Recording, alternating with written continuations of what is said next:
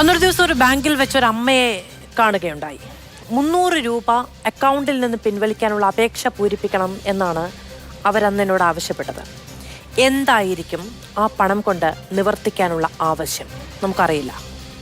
നമുക്കറിയാത്ത ഒരുപാട് വേദനകളിലേക്കുള്ള മരുന്നാണ് എണ്ണിച്ചുട്ട് കുറേയേറെ മനുഷ്യരെ തേടിയെത്തുന്ന പെൻഷൻ കാശ്. അതിൽ കൈയിട്ട് വരണമെങ്കിൽ ചില്ലറ ഉളുപ്പില്ലായ്മ പോരാ മനുഷ്യർക്ക്. സർക്കാർ ശമ്പളം വാങ്ങുന്ന മാന്യന്മാർ മാത്രമല്ല, കോടീശ്വരന്മാർ വരെ വരി നിൽക്കുന്നുണ്ട് പാവപ്പെട്ടവന്റെ ഇത്തിരി കാശിന്റെ പങ്കുപറ്റാൻ. പെൻഷൻ അർഹത സംബന്ധിച്ച് അന്വേഷണം നടത്തേണ്ടവർ, വരുമാന സർട്ടിഫിക്കറ്റ് അനുവദിക്കേണ്ടവർ, ഇതിനെല്ലാത്തിലും ഉപരി പെൻഷൻ അനുവദിക്കേണ്ടവർ എല്ലാവരും കണ്ണടച്ചത് എങ്ങനെയാണ്? ഇത്ര നാണമില്ലാത്ത മനുഷ്യരായിപ്പോയോ നമ്മൾ? സാമൂഹ്യക്ഷേമ പെൻഷൻ പട്ടികയിൽ അനധികൃതരുടെ കടന്നുകയറ്റം സംബന്ധിച്ച വാർത്തകൾ കഴിഞ്ഞ ദിവസം മുതൽ നമ്മൾ ഞെട്ടലോടെയാണ് കേൾക്കുന്നത്. അതിൽ വരി നിൽക്കുന്ന മഹാന്മാരുടെ, വലിയവനെന്ന് അവനവൻ തന്നെ വിചാരിക്കുന്ന, അതിനുവേണ്ടിയുള്ള സന്നാഹങ്ങളും സംവിധാനങ്ങളുമുള്ള മനുഷ്യരുടെ പട്ടിക നമ്മളെ ഞെട്ടിക്കുന്നതാണ്. അനർഹർക്ക് വേണ്ടിയാണോ കേരളം ഇത്രമേൽ പണം നീക്കി വെക്കേണ്ടത് എന്നുള്ളതാണ് നമ്മൾ ഇന്ന് അഭിമുഖീകരിക്കുന്ന ഏറ്റവും വലിയ ചോദ്യം. നമ്മളോടൊപ്പം അതിഥികൾ CPM-ൽ നിന്ന് ശ്രീ SK സജീഷ്, കോൺഗ്രസിൽ നിന്ന് ശ്രീ ജ്യോതികുമാർ ചാമക്കാല, കോട്ടക്കൽ നഗരസഭ മുൻ അധ്യക്ഷൻ ശ്രീ KK നാസർ, ഡോക്ടർ മേരി ജോർജ്, സാമ്പത്തിക വിദഗ്ധ, പ്രോപ്പർ ചാനൽ പ്രതിനിധി ശ്രീ MK ഹരിദാസ് എന്നിവർ നമ്മളോടൊപ്പം തത്സമയം ചേരുകയാണ്. ശ്രീ KK നാസർ, അങ്ങേക്ക് എന്നെ കേൾക്കാമോ?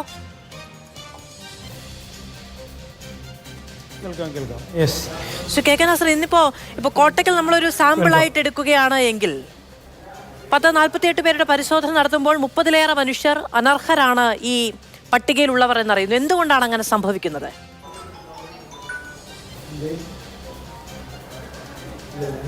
ഇതിൽ യഥാർത്ഥത്തിൽ പരിശോധന പൂർത്തീകരിച്ച് സർക്കാർ അതിൻ്റെ നടപടിയിലേക്ക് കടക്കുന്നതിന് മുമ്പെയാണ് ഇത്തരത്തിലുള്ള ലിസ്റ്റ് ഔട്ട് ചെയ്തിട്ടുള്ളത്. BMW ഉണ്ട് എന്ന് പറയുന്ന രവീന്ദ്രൻ എന്ന് പറയുന്ന ആളുടെ സ്വന്തം പേരിൽ വാഹനമില്ല എന്നുള്ളത് യാഥാർത്ഥ്യമാണ്. പരിശോധനയിൽ ഞങ്ങൾക്ക് വൈകുന്നേരം മനസ്സിലായി, മാധ്യമ സുഹൃത്തുക്കൾക്കൊക്കെ മനസ്സിലായത് അദ്ദേഹത്തിൻ്റെ പേരിൽ വാഹനമില്ല, അദ്ദേഹത്തിൻ്റെ മകൻ്റെ പേരിൽ ഒരു വാഹനമുണ്ടെന്നാണ് ഞങ്ങൾക്കൊക്കെ മനസ്സിലാക്കാൻ സാധിച്ചിട്ടുള്ളത്. അദ്ദേഹം ഒരു ഓടിട്ട വീട്ടിലാണ് താമസം എന്നുള്ളതും യാഥാർത്ഥ്യമാണ്. ഇന്ന് ഞങ്ങളെ സംബന്ധിച്ചിടത്തോളം, കോട്ടക്കൽ നഗരസഭയിലെ സംബന്ധിച്ചിടത്തോളം 56ഓളം പേരുടെ അനർഹരുടെ ലിസ്റ്റ് തരികയും ആ ഒരു പരിശോധനയ്ക്ക് വേണ്ടി 2021 മലപ്പുറത്ത് നിന്ന് വന്ന ധനകാര്യ വിജിലൻസിൻ്റെ ടീം റാൻഡം ചെക്ക് ചെയ്തപ്പോൾ ഇത്തരത്തിലുള്ളവരുടെ ലിസ്റ്റ് ചോദിക്കുകയും ആ ലിസ്റ്റ് അനർഹരാണെന്ന് പറഞ്ഞുകൊണ്ട് ഇന്ന് വളരെ വലിയൊരു കോളിളക്കം സൃഷ്ടിച്ചിരിക്കുകയാണ്. ഇത് വിശദമായി പരിശോധിക്കേണ്ടതുണ്ട്. വിശദമായി പരിശോധനയ്ക്ക് ശേഷം മാത്രമാണ് എത്ര അനർഹരുണ്ട് എന്ന് നമുക്ക് വ്യക്തമായി പറയാൻ സാധിക്കുകയുള്ളൂ എന്നുള്ളതാണ്. ശ്രീ KK നാസർ, ഇപ്പോൾ നമുക്ക് മറിയക്കുട്ടി ചേട്ടത്തെ ഓർമ്മയുണ്ട്. മറിയക്കുട്ടി ചേട്ടത്തിക്ക് പെൻഷൻ കിട്ടുന്നില്ല എന്ന ആരോപണം ഉന്നയിച്ച് അവർ വലിയ സമരത്തിലേക്ക് പോകുന്നു. ആ സമയത്ത് മറ്റൊരു വശം ആളുകൾ അവരെ പ്രതിരോധിക്കാൻ ശ്രമിച്ചത് അവരുടെ മക്കൾ 2 പേർ വിദേശത്താണ്, അവർക്ക് വലിയ സ്വത്തുവകകൾ ഉണ്ട് എന്നൊക്കെ പറഞ്ഞുകൊണ്ടാണ്. നമ്മൾ ആരെയും വ്യക്തിപരമായി അങ്ങ് പറയുന്നത് പോലെ BMW കാർ ഉള്ളവരടക്കം പട്ടികയിൽ എന്നുള്ള വാർത്തകളൊക്കെ പലയിടങ്ങളിൽ നിന്ന് വന്നു എന്നത് ശരിയാണ്. ഇപ്പം അവർ അങ്ങനെ ഒരു സാഹചര്യത്തിലല്ല എങ്കിൽ, അങ്ങനെ ഒരു സാഹചര്യത്തിലാണ് എന്ന് ആവർത്തിച്ചുറപ്പിക്കേണ്ട ആവശ്യകതയൊന്നും നമുക്കില്ല. പക്ഷേ 1 ലക്ഷം രൂപയ്ക്ക് മുകളിൽ വാർഷിക വരുമാനമുള്ളവർ സ്വാഭാവികമായും ഈ പട്ടികയിൽ ഉണ്ടാവരുത് എന്നുള്ളതാണ് അല്ലേ സർക്കാർ നിഷ്കർഷ എന്ന് പറയുന്നത്. പ്രാഥമികമായി നിങ്ങൾക്കൊക്കെ അറിയാവുന്ന ആളുകളാണ്. അത്തരത്തിൽ അനർഹരായ ആളുകൾ ഈ പട്ടികയിൽ ഇല്ല എന്ന് പറയാൻ കഴിയുമോ?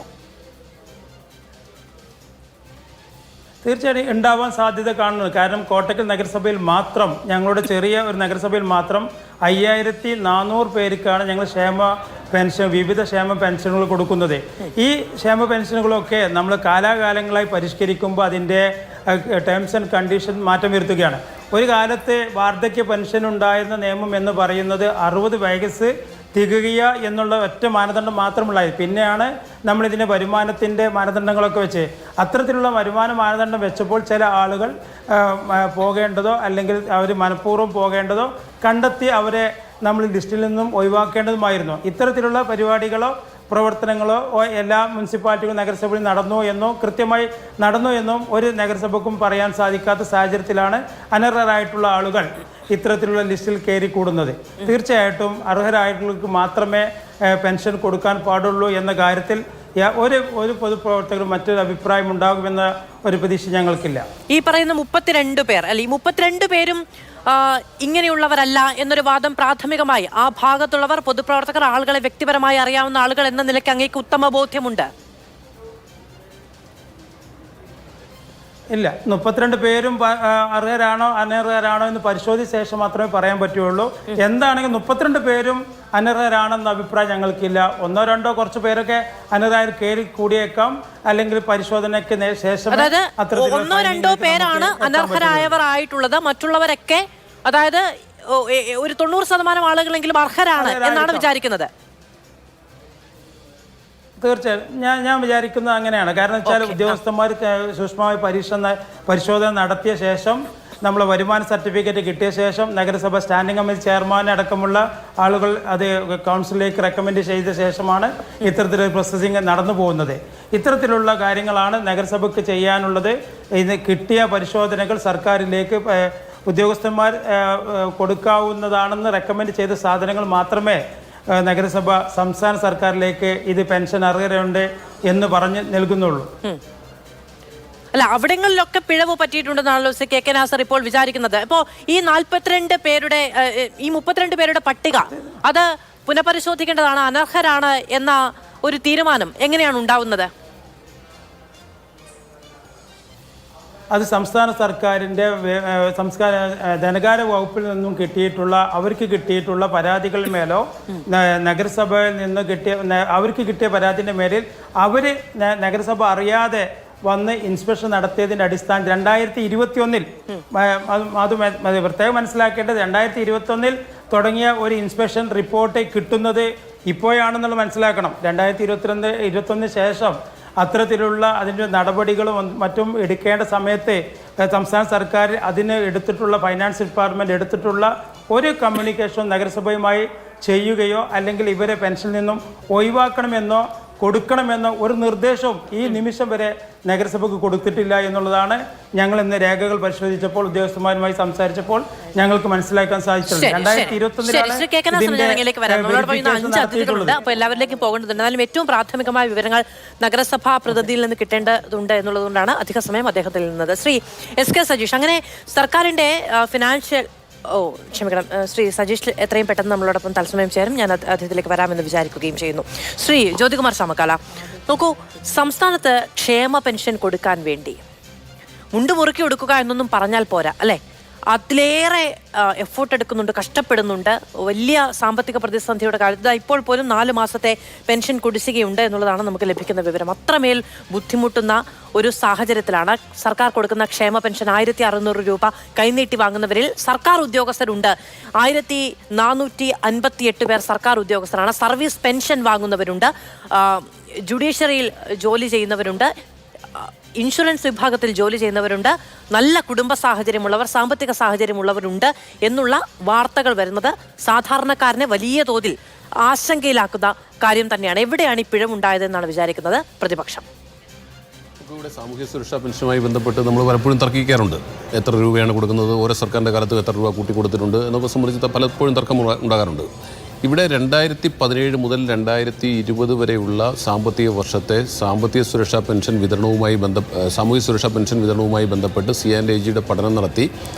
അവർ ആ പഠനത്തിൻ്റെ അടിസ്ഥാനത്തിൽ കഴിഞ്ഞ 2022 റിപ്പോർട്ട് 2023 കൊടുത്തപ്പോൾ അതിൽ പറഞ്ഞിട്ടുള്ളത് തന്നെ 9,000-നും 10,000-നും ഇടയ്ക്കുള്ള ആളുകൾ ക്രമവിരുദ്ധരായി സർക്കാർ സർവീസിലുള്ളവർ തന്നെ ഇത്തരത്തിൽ പെൻഷൻ പറ്റുന്നു എന്നാണ്. സർക്കാർ സർവീസിലുള്ളവർ എന്ന് പറയുമ്പോൾ ശമ്പളം മേടിക്കുന്നവരും അതുപോലെ തന്നെ പെൻഷൻ ആനുകൂല്യം കൈപ്പറ്റുന്നവരും, സർക്കാർ സർവീസിലുണ്ടായിരിക്കെ പിന്നീട് റിട്ടയർ ചെയ്തതിനു ശേഷം പെൻഷൻ ആനുകൂല്യം പറ്റുന്നവരുമായി ബന്ധപ്പെട്ട് 9,000-നും 10,000-നും ഇടയ്ക്ക് ആളുകളുണ്ട് എന്ന് സൂചിപ്പിച്ചിരുന്നു.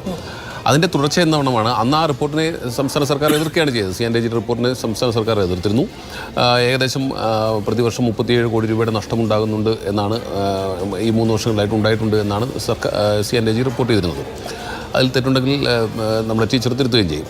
ഞാൻ മനസ്സിലാക്കിയിടത്തോളം ഇങ്ങനെയാണ് പോകുന്നത്. ഏതായാലും അതിനുശേഷം സംസ്ഥാന സർക്കാർ ഇപ്പോൾ പറയുന്നത് 1458 പേരുടെ ലിസ്റ്റ് സർക്കാർ കണ്ടെത്തുകയും അതിനെ സംബന്ധിച്ച് അന്വേഷിക്കാൻ വേണ്ടി പഠിച്ച് അന്വേഷണം നടത്തി വേണ്ട നടപടികൾ സ്വീകരിക്കാൻ വേണ്ടി അതാത് ഡിപ്പാർട്ട്മെൻറ്റുകൾക്ക് ആ ലിസ്റ്റ് കൈമാറുമെന്നാണ് പറഞ്ഞിട്ടുള്ളത്.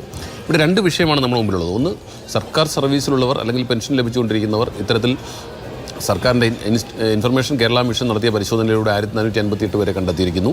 ഇത് കൂടാതെ തന്നെ നേരത്തെ സർക്കാരിൻ്റെ ഫിനാൻസ് വിങ് പല ലോക്കൽ ബോഡികളിൽ നടത്തിയിട്ടുള്ള അന്വേഷണത്തിൻ്റെ ഭാഗമായി കണ്ടെത്തിയ കുറേ ലിസ്റ്റുകളുണ്ട്.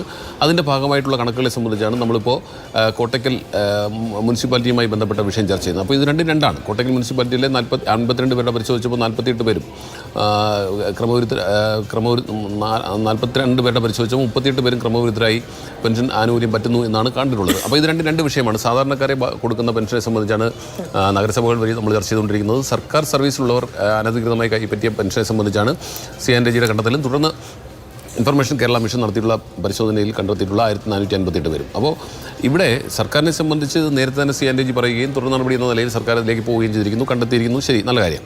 പക്ഷേ അങ്ങനെ മതിയോ? നോക്കൂ, ഇവിടെ മുനിസിപ്പാലിറ്റിയിൽ കണ്ടെത്തിയിരിക്കുന്ന വിഷയങ്ങളെ സംബന്ധിച്ച് പഠിക്കുവാനും അതിനെക്കുറിച്ച് അന്വേഷണം നടത്താനും വിജിലൻസിനെ ചുമതലപ്പെടുത്തിയിരിക്കുകയാണ്. എന്നാൽ ഈ ക്രമവിരുദ്ധരായി കടന്നുപോയിട്ടുള്ളൂ. നമ്മളിപ്പോൾ പെൻഷൻ കിട്ടണമെങ്കിൽ പല കണ്ടീഷൻസ് ഉണ്ട്. ഒന്ന്, 1 ലക്ഷം രൂപയിൽ കൂടുതൽ ആനുവൽ ഇൻകം ഉണ്ടാകാൻ പാടില്ല. മറ്റൊന്ന് 60 വയസ്സ് കിട്ടണം. അങ്ങനെ പല പെൻഷനും പല മാനദണ്ഡങ്ങളുണ്ട്. എന്നിരിക്കെ സ്വാഭാവികമായി സർക്കാർ സർവീസിലുള്ളവർ അല്ലെങ്കിൽ സർക്കാർ സർവീസിൽ നിന്ന് പെൻഷൻ പറ്റിയവർക്ക് ഈ ആനുകൂല്യം കിട്ടുന്നുണ്ടെങ്കിൽ അത് അവർ മിക്കവാറുമൊക്കെ ഒന്നുകിൽ വിധവ പെൻഷനായിരിക്കാം, അല്ലെങ്കിൽ അംഗപരിമിതി ഉള്ളവരുടെ പെൻഷനാകാം. ഏതായാലും ബഹുഭൂരിപക്ഷം അങ്ങനെയാണ്. ഏതായാലും ഇതിനെ സംബന്ധിച്ച് സർക്കാർ ആ ലിസ്റ്റ് ആരുടേതൊക്കെയാണെന്ന് പുറത്തുവിടുന്നില്ല. ഒന്ന്. രണ്ടാമത്തേത് അതിൻ്റെ ഐഡൻറ്റിറ്റി വെളിപ്പെടുത്തുന്നില്ല. രണ്ടാമത്തേത് ഇതിനെ സംബന്ധിച്ച് സെൻട്രലൈസ് ചെയ്തൊരു പരിശോധന നടത്തുന്നതിന് സർക്കാർ തയ്യാറാകുന്നില്ല. അതിന് പകരമായിട്ട് ഇത് അതാത് ഡിപ്പാർട്ട്മെൻറ്റുകൾ കൊടുത്തിട്ട് എന്ത് ചെയ്യണമെന്ന മാർഗ്ഗനിർദ്ദേശം പോലുമില്ല. നിങ്ങൾ പരിശോധിച്ച് വേണ്ട നടപടി സ്വീകരിക്കുക എന്ന് പറഞ്ഞു കൊടുക്കുന്നതിനപ്പുറത്തേക്ക് മുനിസിപ്പാലിറ്റിയിൽ ഇത്തരത്തിൽ ക്രമക്കേട് കണ്ടെത്തിയപ്പോൾ ഒരു വിജിലൻസ് അന്വേഷണം ഏർപ്പെടുത്തിയതുപോലെ സെൻട്രലൈസ് ചെയ്ത് സംസ്ഥാന സർക്കാർ എന്തുകൊണ്ട് ഇതിനെ സംബന്ധിച്ചൊരു അന്വേഷണം നടത്തുന്നില്ല? ക്രമവിരുദ്ധരായി ആരെങ്കിലും കൈപ്പറ്റിയിട്ടുണ്ടെങ്കിൽ ഇനി ഈ 1458 സംബന്ധിച്ച് ഇനി അതിനകത്ത് എന്തെങ്കിലും അവരുടെ വിശദീകരണം വേണമെങ്കിൽ സർക്കാർ അത് കഴിഞ്ഞിട്ട് ലിസ്റ്റ് പുറത്തു വിട്ടാൽ മതിയായിരുന്നു. ആ ലിസ്റ്റിനെ സംബന്ധിച്ച് അവർ അറിഞ്ഞുകൊണ്ട് അല്ലെങ്കിൽ ഏതെങ്കിലും ഉദ്യോഗസ്ഥ വൃന്ദം അവരെ സഹായിച്ചിട്ടുണ്ടെങ്കിൽ കൃത്യമായി നടപടി ഉണ്ടാകേണ്ടതുണ്ട്. Departmental enquiry ഉണ്ടാകേണ്ടതുണ്ട്. അതിനപ്പുറത്തേക്ക് അവർക്കെതിരെ ക്രിമിനൽ കേസ് എടുക്കേണ്ടതുണ്ട്. അപ്പോൾ അതിനെ സംബന്ധിച്ചൊക്കെ ഒരു മൗനവും ഒരു ഒളിച്ചുകളിയും സർക്കാരിൻ്റെ ഭാഗത്തുനിന്നുണ്ട് എന്നാണ് എനിക്ക് പ്രാഥമികമായി തോന്നിയിട്ടുള്ളത്.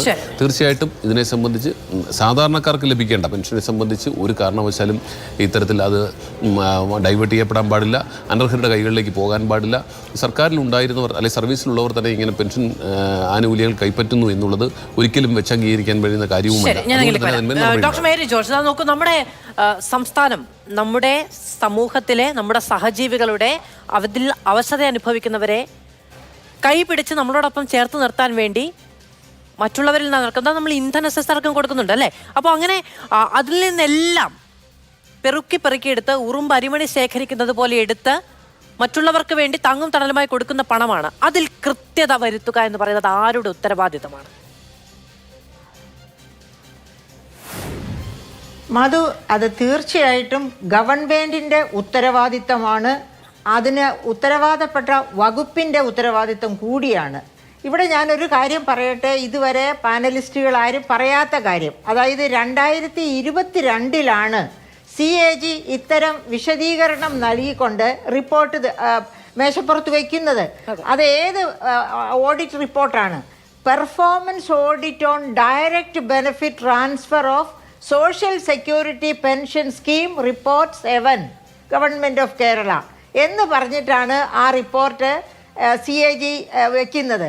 ആ റിപ്പോർട്ടിൽ പറഞ്ഞിരിക്കുന്ന കാര്യങ്ങൾ കേട്ടാൽ നാം അന്തം വിട്ടുപോകും. ആ റിപ്പോർട്ട് ഒരു ഗുഹയാണ് എന്ന് വയ്ക്കുക. ആ ഗുഹയുടെ ഗുഹാമുഖത്തേക്ക് നാം പ്രവേശിക്കുക മാത്രമാണ് ചെയ്യുന്നത്. ഈ പറയപ്പെട്ട 2.7 കോടി, അതായത് 1458 പേർ സർക്കാർ ജീവനക്കാരായിരിക്കെ തന്നെ സോഷ്യൽ സെക്യൂരിറ്റി പെൻഷൻ കൂടി വാങ്ങുന്നു എന്ന് പറയുന്നത് ആ ഗുഹാമുഖത്തേക്കുള്ള പ്രവേശനം മാത്രമാകുന്നു.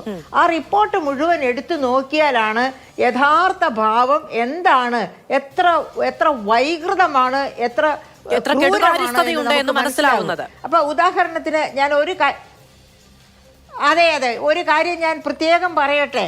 അതായത് 2017-18 ഈ ഇൻഫർമേഷൻ കേരള മിഷനാണ് ഇതിനുള്ള സോഫ്റ്റ്വെയർ തയ്യാറാക്കുന്നത്. അതായത് 2 സോഫ്റ്റ്വെയർ. ഒന്ന് സ്പാർക്ക് എന്ന് പറയുന്നത് സർക്കാർ ജീവനക്കാർക്ക് ശമ്പളം കൊടുക്കുന്നതിനുള്ള സോഫ്റ്റ്വെയർ ആണ്. പിന്നെ അതായത് പിന്നെ ഉള്ളത് പെൻഷൻകാർക്കുള്ളത് സോഫ്റ്റ്വെയർ, അതായത് സേവന സോഫ്റ്റ്വെയർ. അത് പെൻഷൻ, ഈ സാമൂഹ്യ സുരക്ഷാ പെൻഷൻകാർക്കുള്ള സോഫ്റ്റ്വെയർ ആണ്.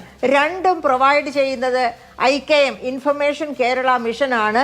ഈ ഇൻഫർമേഷൻ കേരള മിഷനെ പറ്റി തന്നെ CAG വളരെ കടുത്ത ഭാഷയിൽ ഹൈലി ഇൻഎഫിഷ്യൻ്റ് ആണ് ഈ സോഫ്റ്റ്വെയറിൻ്റെ മാനേജ്മെൻറ്റ് എന്ന് പറയുന്നുണ്ട്.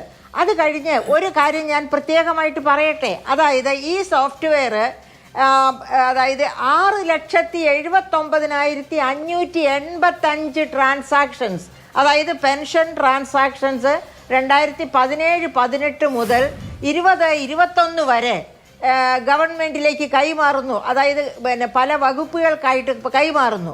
എന്നിട്ട് എന്ത് സംഭവിക്കുന്നു? 96,000 ഈ പറയപ്പെട്ട 6 ലക്ഷത്തിലധികം ട്രാൻസാക്ഷൻസ് 96,285 പേർക്ക് വേണ്ടിയുള്ള ട്രാൻസാക്ഷൻസ് ആണ് ഈ 6 ലക്ഷത്തിലധികം ഉള്ളത്.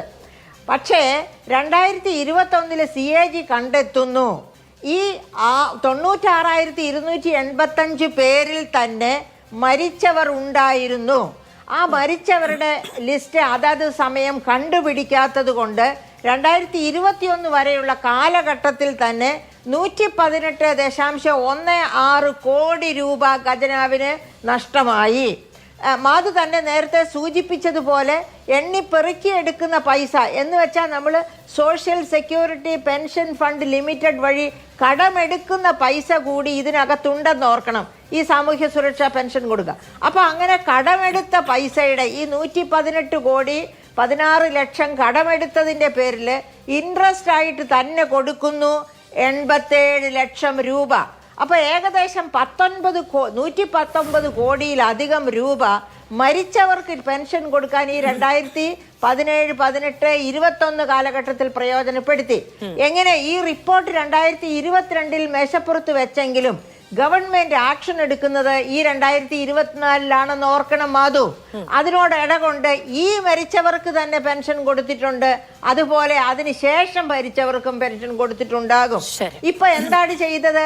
ഇവർ ചെയ്തത് ഒറ്റ കാര്യമാണ്, സേവന സോഫ്റ്റ്വെയറും അതുപോലെ തന്നെ സ്പാർക്ക് സോഫ്റ്റ്വെയറും തമ്മിൽ ഒത്തുനോക്കി ഒരേ ആധാർ ഉള്ളവർക്ക് പെൻഷൻ കൊടുത്തിട്ടുണ്ട്.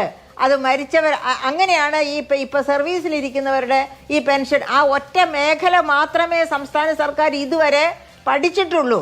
ബാക്കി മേഖലകൾ ഏതൊക്കെയാണെന്ന് ഞാൻ ചൂണ്ടിക്കാണിക്കാം. ഒന്ന്, ഈ പറഞ്ഞ കണക്ക് മരിച്ചവർക്ക് കൊടുത്തത് 2-3 കാര്യം കൂടെ പറയട്ടെ മാധു. ഒന്ന്, മരിച്ചവർക്ക് പെൻഷൻ കൊടുത്ത കാര്യം. ഇനി വേറൊന്ന്, 60 വയസ്സ് മുതൽ 75 വയസ്സ് വരെ കൊടുക്കുന്ന പെൻഷനിലും കൂടുതലാണ് 75-ന് ശേഷം കൊടുക്കുന്നത്. അപ്പോൾ എങ്ങനെയാ ചെയ്തിരിക്കുന്നതെന്ന് അറിയോ? 60 65 വയസ്സുള്ളവരെ 75-ന് മുകളിലുള്ളവരാക്കി തീർക്കുന്നു.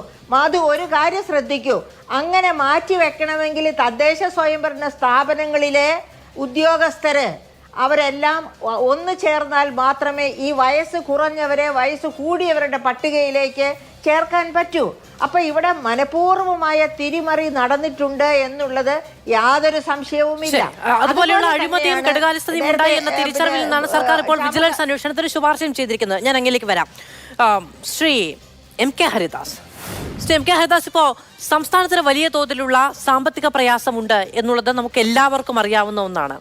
അതിനിടയിലും ഈ പറയുന്ന ആളുകൾക്ക് നമുക്കറിയാം, സാമൂഹ്യക്ഷേമ പെൻഷൻ കൈനീട്ടി വാങ്ങുന്ന മനുഷ്യരുടെ ഒരു സാമ്പത്തിക സാഹചര്യം, അവരുടെ സാമൂഹ്യ സാഹചര്യം എന്ന് പറയുന്നത് ഒരു മാസം മുടങ്ങിയാൽ അവർക്ക് എത്രത്തോളം വലിയ പ്രതിസന്ധി ഉണ്ടാകും എന്നുള്ളത്.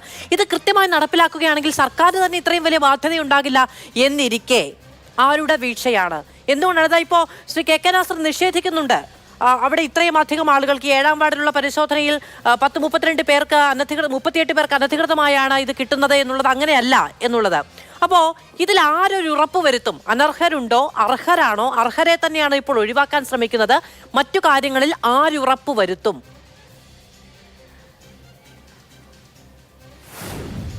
നമ്മുടെ മറിയക്കുട്ടി വിഷയവുമായിട്ട് ബന്ധപ്പെട്ട് മാതൃഭൂമിയിൽ തന്നെ ഞാനൊരു ചർച്ചയിൽ പങ്കെടുത്തിട്ട് ഞാൻ ഈ വിഷയം ഹൈലൈറ്റ് ചെയ്തു. അതായത് കൃത്യമായിട്ട് പെൻഷൻ അർഹരായവർക്ക് ലഭിക്കാത്തതിൻ്റെ കാരണം അനർഹരായിട്ടുള്ള ഒരുപാട് പേര് ഈ പട്ടികയിൽ കടന്നുകൂടിയിട്ടുണ്ടെന്ന് പറഞ്ഞപ്പോൾ അന്ന് സർക്കാരിനെ പ്രതിദാനം ചെയ്ത് പങ്കെടുത്ത വ്യക്തി പറഞ്ഞത് ഇത്തരത്തിലുള്ള വിവരദോഷികളെ ഇത്തരത്തിലുള്ള ചർച്ചകൾക്ക് പങ്കെടുക്കരുത്, അത്രയും സൂക്ഷ്മ നിരീക്ഷണത്തോടു കൂടിയിട്ടാണ് ഇത് ചെയ്യുന്നത് എന്ന്. ഞാൻ 2020 ഒരു യാത്ര ചെയ്യുമ്പോൾ ഒരു വിധത്തിലും ഒരു ട്രാഫിക് ജാം വരാത്തൊരു റോട്ടിൽ ഭയങ്കരമായിട്ടുള്ള ട്രാഫിക് ജാം കണ്ടു. അതായത് അവിടെ മുഴുവൻ ഒരു 10 ലക്ഷത്തിനും 7 ലക്ഷത്തിനും ഇടയിലുള്ള വാഹനങ്ങളുടെ നീണ്ട നിരയാണ്, 4 ചക്ര വാഹനങ്ങളുടെ. കാര്യം അന്വേഷിച്ചപ്പോൾ പറഞ്ഞതെന്താ വെച്ചാൽ BPL കാർഡ് പുതുക്കാൻ വേണ്ടിയിട്ട് അവിടെ ഒരു സ്കൂളിൽ ഇങ്ങനെ അതിൻ്റെ പരിപാടി നടക്കുന്നുണ്ട്. അത് ആ കാർഡ് പുതുക്കാൻ വേണ്ടി വന്നവരാണെന്നുള്ളൊരു വിവരം കിട്ടി. അപ്പോൾ അവിടെ 2 വീലർ വളരെ അപൂർവമായിട്ടാണ്, ഈ 4 ചക്ര വാഹനങ്ങളും അതും ആഡംബര കാറുകളുമാണ് അവിടെ കണ്ടത്. അതിനെ തുടർന്ന് ഞാൻ നടത്തിയിട്ടുള്ള വിവരാവകാശ നിയമപ്രകാരം സംഭരിച്ചിട്ടുള്ള കുറേ കാര്യങ്ങളിൽ നിന്ന് മനസ്സിലാക്കിയത് 55 തരം പെൻഷൻ നമ്മുടെ സംസ്ഥാന സർക്കാർ വിതരണം ചെയ്യുന്നുണ്ട്. 55 തരം പെൻഷൻ. അതിന് 1556 കോടി രൂപ സംസ്ഥാന സർക്കാരിന് ഒരു മാസം വേണം. മാധു, ഈ പുറത്തു വന്ന ഈ വിവരത്തിൻ്റെ അടിസ്ഥാനത്തിൽ ഞങ്ങളെപ്പോലുള്ള സാമൂഹ്യ പ്രവർത്തകർക്കുള്ള എത്ര കോടി രൂപ ഇതിൽ അനധികൃതമായിട്ട് ഓരോരുത്തർ കൈപ്പറ്റുന്നുണ്ടായിരിക്കും? എൻ്റെ അനുഭവത്തിൽ ഈ കോപ്പറേറ്റീവ് സൊസൈറ്റി, സഹകരണ സംഘങ്ങൾ വഴി സാമൂഹ്യ സുരക്ഷാ പെൻഷൻ വീട്ടിലെത്തിക്കുന്ന ഒരു പദ്ധതി വഴിക്ക് നടന്ന തിരിമറിയിലൂടെ ചുരുങ്ങിയത് എൻ്റെ അറിവിൽ ഒരു 20 പേർക്ക് ജോലി നഷ്ടപ്പെട്ടിട്ടുണ്ട്. കാരണം അതിൽ തിരിമറി നടത്തിയിട്ട് മരിച്ചവർക്കുള്ള പെൻഷൻ കൃത്യമായിട്ട് വീട്ടിലെത്തിച്ചു എന്ന് പറഞ്ഞ് കണക്കെടുത്തുകൊണ്ട് കൊടുത്തു എന്നുള്ള കണക്കുണ്ടാക്കിക്കൊണ്ട് പൈസ പറ്റിച്ച ഒരു 20 പേർക്ക് ഞാനെന്ന് പറയുന്ന വ്യക്തിയുടെ അറിവിൽ പണി പോയിട്ടുണ്ട്. അപ്പോൾ നമ്മുടെ ഈ പെൻഷൻ എന്ന് പറയുന്നത് അർഹരായവർക്ക് മാത്രം, അത് മറ്റുള്ള പെൻഷനുകളുടെ കാര്യം പോട്ടെ, ഈ സാമൂഹ്യ സുരക്ഷാ പെൻഷൻ എന്ന് പറയുന്ന ഈ അത്യാവശ്യക്കാർക്ക് വേണ്ട മറിയക്കുട്ടിമാരെ പോലുള്ളവർക്ക് വേണ്ട ഒരു സംഗതിയിൽ കൈയിട്ട് വാരാൻ വേണ്ടിയിട്ട് നമ്മുടെ ഇവിടുത്തെ സർക്കാർ ഉദ്യോഗസ്ഥരും BMW കാറുള്ളവരും മെഴ്സഡീസ് കാറുള്ളവരും തയ്യാറാകുന്ന സാഹചര്യം ഉണ്ടായിട്ടുണ്ടെങ്കിൽ മാധു എന്നോട് ചോദിച്ച ചോദ്യത്തിന് എനിക്ക് ഒറ്റ ഉത്തരവേ ഉള്ളൂ, അത് ഇപ്പോൾ ഭരിക്കുന്ന സർക്കാരിൻ്റെ പിടിപ്പുകേടായിട്ട് വേണം കണക്കാക്കാൻ. അതേസമയത്ത് ശ്രീ ജ്യോതികുമാർ ചാമക്കാല 2020 മുതൽക്കുള്ളൊരു കണക്ക് പറഞ്ഞതിനോടൊന്നും എനിക്ക് യോജിപ്പില്ല. അനർഹരായവർ കടന്നുകൂടിയിട്ടുണ്ട് സാമൂഹ്യ സുരക്ഷാ പെൻഷൻ്റെ ഈ അക്കൗണ്ടിലെങ്കിൽ അത് ഉമ്മൻചാണ്ടിയുടെ ഭരണകാലത്തും കൃത്യമായിട്ട് കടന്നുകൂടിയിട്ടുണ്ട്. ഇതിൽ മറ്റൊരു കാര്യം, ശ്രീ ബാലഗോപാൽ ഇന്നലെ 1-2 ചാനൽ ചർച്ചകളിൽ ചാനലുകളിൽ പറയുന്നത് കേട്ടു, ഒരു കാരണവശാലും ഞങ്ങളിത് കൈപ്പറ്റിയവരുടെ പേര് പുറത്തുവിടില്ല. അതിലാണ് ഇതിലത്തെ കള്ളത്തരം. കാരണം പേര് പുറത്തുവിട്ട് കഴിഞ്ഞാൽ ഇവർക്ക് കൃത്യമായിട്ടുള്ള ഈ രേഖകൾ ഉണ്ടാക്കി കൊടുത്തത് ആരാണ്? ആ രേഖകൾ ഉണ്ടാക്കി കൊടുത്തതിന് പുറമെ കൃത്യമായിട്ട് വർഷത്തിൽ ഈ 7-ാം വാർഡിലെ 38 പേരുടെ പേര് പറയുന്നുണ്ട്. അതിൽ അത്രയും അധികം ആളുകൾ ഉണ്ടാവില്ല എന്നുള്ളതാണ് KK നാസറിനെ പോലെയുള്ള പ്രാദേശിക പൊതുപ്രവർത്തകർ തന്നെ പറയുന്നത്. ഇതിലൊരു ആഭ്യന്തര അന്വേഷണം ആവശ്യമാണ്. നമ്മൾ അല്ലാത്തവരെ ഒരു തരത്തിലും ദ്രോഹിക്കരുതല്ലോ. ആ പേര് പുറത്തു വരിക എന്ന് പറയുമ്പോൾ അതല്ല അവരുടെ സാഹചര്യമെങ്കിൽ, അവർ അർഹരാണ് എങ്കിൽ അതിൽ അന്വേഷണം വേണമല്ലോ പ്രാഥമികമായി. അതുകൊണ്ടാണ് ധനമന്ത്രി അത് ആവർത്തിച്ച് പറയുന്നുണ്ട്, ഇതിപ്പോൾ പ്രാഥമികമായല്ലേ, അതിനുശേഷം ഈ നിയമ നടപടി ഉണ്ടാവുകയാണെങ്കിൽ സ്വാഭാവികമായും ആ പേരുകൾ പുറത്തു വരും. ആ പേരുകൾ ഇപ്പം പുറത്തുവിടണം. ആ പേരുകൾ പുറത്തുവിടണമെന്ന് മാത്രമല്ല, അവർക്ക് അർഹരായ പെൻഷൻ അവർ വാങ്ങുന്നുണ്ടെങ്കിൽ ആ പെൻഷൻ തടഞ്ഞു വയ്ക്കപ്പെടണം. ഞാൻ ഒരു ചെറിയ കാര്യം പറയാൻ മാധു എന്നെ സമ്മതിക്കണം. ഇടത് സർക്കാർ അധികാരം ഏറ്റെടുത്ത പുറകെ ട്രഷറി ജീവനക്കാർ അടിച്ചു മാറ്റിയത് 14 ജില്ലാ ട്രഷറികളിൽ നിന്നായിട്ട് 1.2 കോടി രൂപയാണ്. നോക്കൂ, ഏറ്റവും സൂക്ഷ്മതയോടെ കൈകാര്യം ചെയ്യപ്പെടേണ്ട ഒരു നമ്മുടെ ഫണ്ടാണ് ഈ ട്രഷറി എന്ന് പറയുന്ന സ്ഥലത്തെ. ആ ട്രഷറി ഫണ്ട് പോലും കൈകാര്യം ചെയ്യുന്നതിലെ കാര്യക്ഷമത കുറവുണ്ട്. 11 ട്രഷറികളിലെ ജീവനക്കാർ 1.02 കോടി രൂപ അടിച്ചു മാറ്റിയ ഈ സംസ്ഥാനത്ത് അതിൽ നിന്ന് ആ ജീവനക്കാരിൽ നിന്ന് പിടിക്കാൻ സാധിച്ചിട്ടുള്ള എത്രയാണെന്നറിയോ? 27 ലക്ഷം രൂപ മാത്രമേ പിടിക്കാൻ നാളിതുവരെ സാധിച്ചിട്ടുള്ളൂ എന്ന്. ഇതൊന്നും വെറുതെ പറയുന്നതല്ല കേട്ടാ, കൃത്യമായ രേഖകളുടെ അടിസ്ഥാനത്തിൽ പറയുന്നതാണ്. 27 ലക്ഷം രൂപ മാത്രമേ ട്രഷറിയിൽ നിന്നും പറ്റിച്ചത് പിടിച്ചെടുക്കാൻ സാധിച്ചിട്ടുള്ളൂ. ആ നിലയ്ക്ക് ഇന്നലെ ധനകാര്യ വകുപ്പ് മന്ത്രി പറഞ്ഞിട്ടുള്ള കാര്യം എങ്ങനെയാണ് നമ്മൾ മനസ്സിലാക്കാൻ സാധിക്കുക? എങ്ങനെയാണ് നമുക്ക് ഉൾക്കൊള്ളാൻ സാധിക്കുക? ഈ പൈസ മുഴുവൻ ഞങ്ങൾ പിടിച്ചെടുക്കും, ഒരാളിൽ നിന്നും ഒരു ചുക്കും ചുണ്ണാമ്പും പിടിച്ചെടുക്കാൻ സാധിക്കില്ല.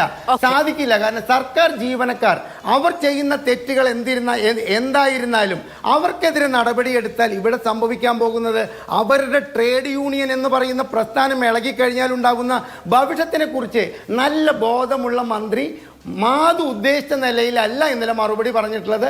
അത് നടപ്പില്ലാത്ത കാര്യമാണെന്ന് അറിയാവുന്നത് കൊണ്ടാണെന്നാണ് എനിക്ക് പറയാനുള്ളത്. ശരി, ഓക്കെ. ശ്രീ SK സജീഷ്, അങ്ങേക്ക് കേൾക്കാമോ?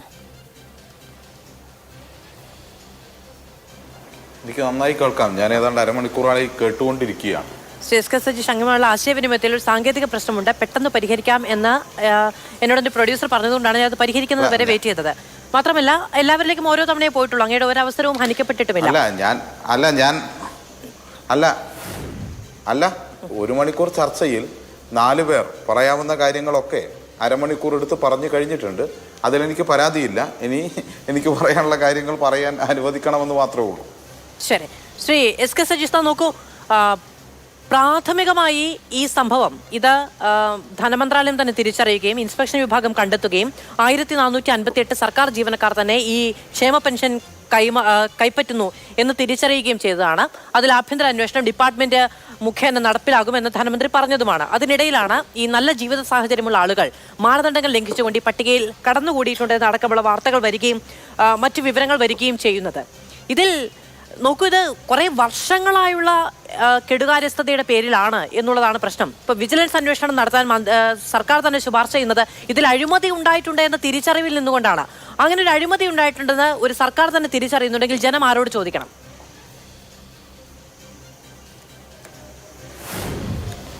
മാധു, ഇതിലെ പ്രധാനപ്പെട്ട വിഷയം ഒന്ന്, ധനവകുപ്പ് തന്നെ നിർദ്ദേശ പ്രകാരം ഇൻഫർമേഷൻ കേരള നടത്തിയ പരിശോധനയിലാണ് ഈ പറഞ്ഞ ക്രമക്കേട് കണ്ടെത്തിയത്.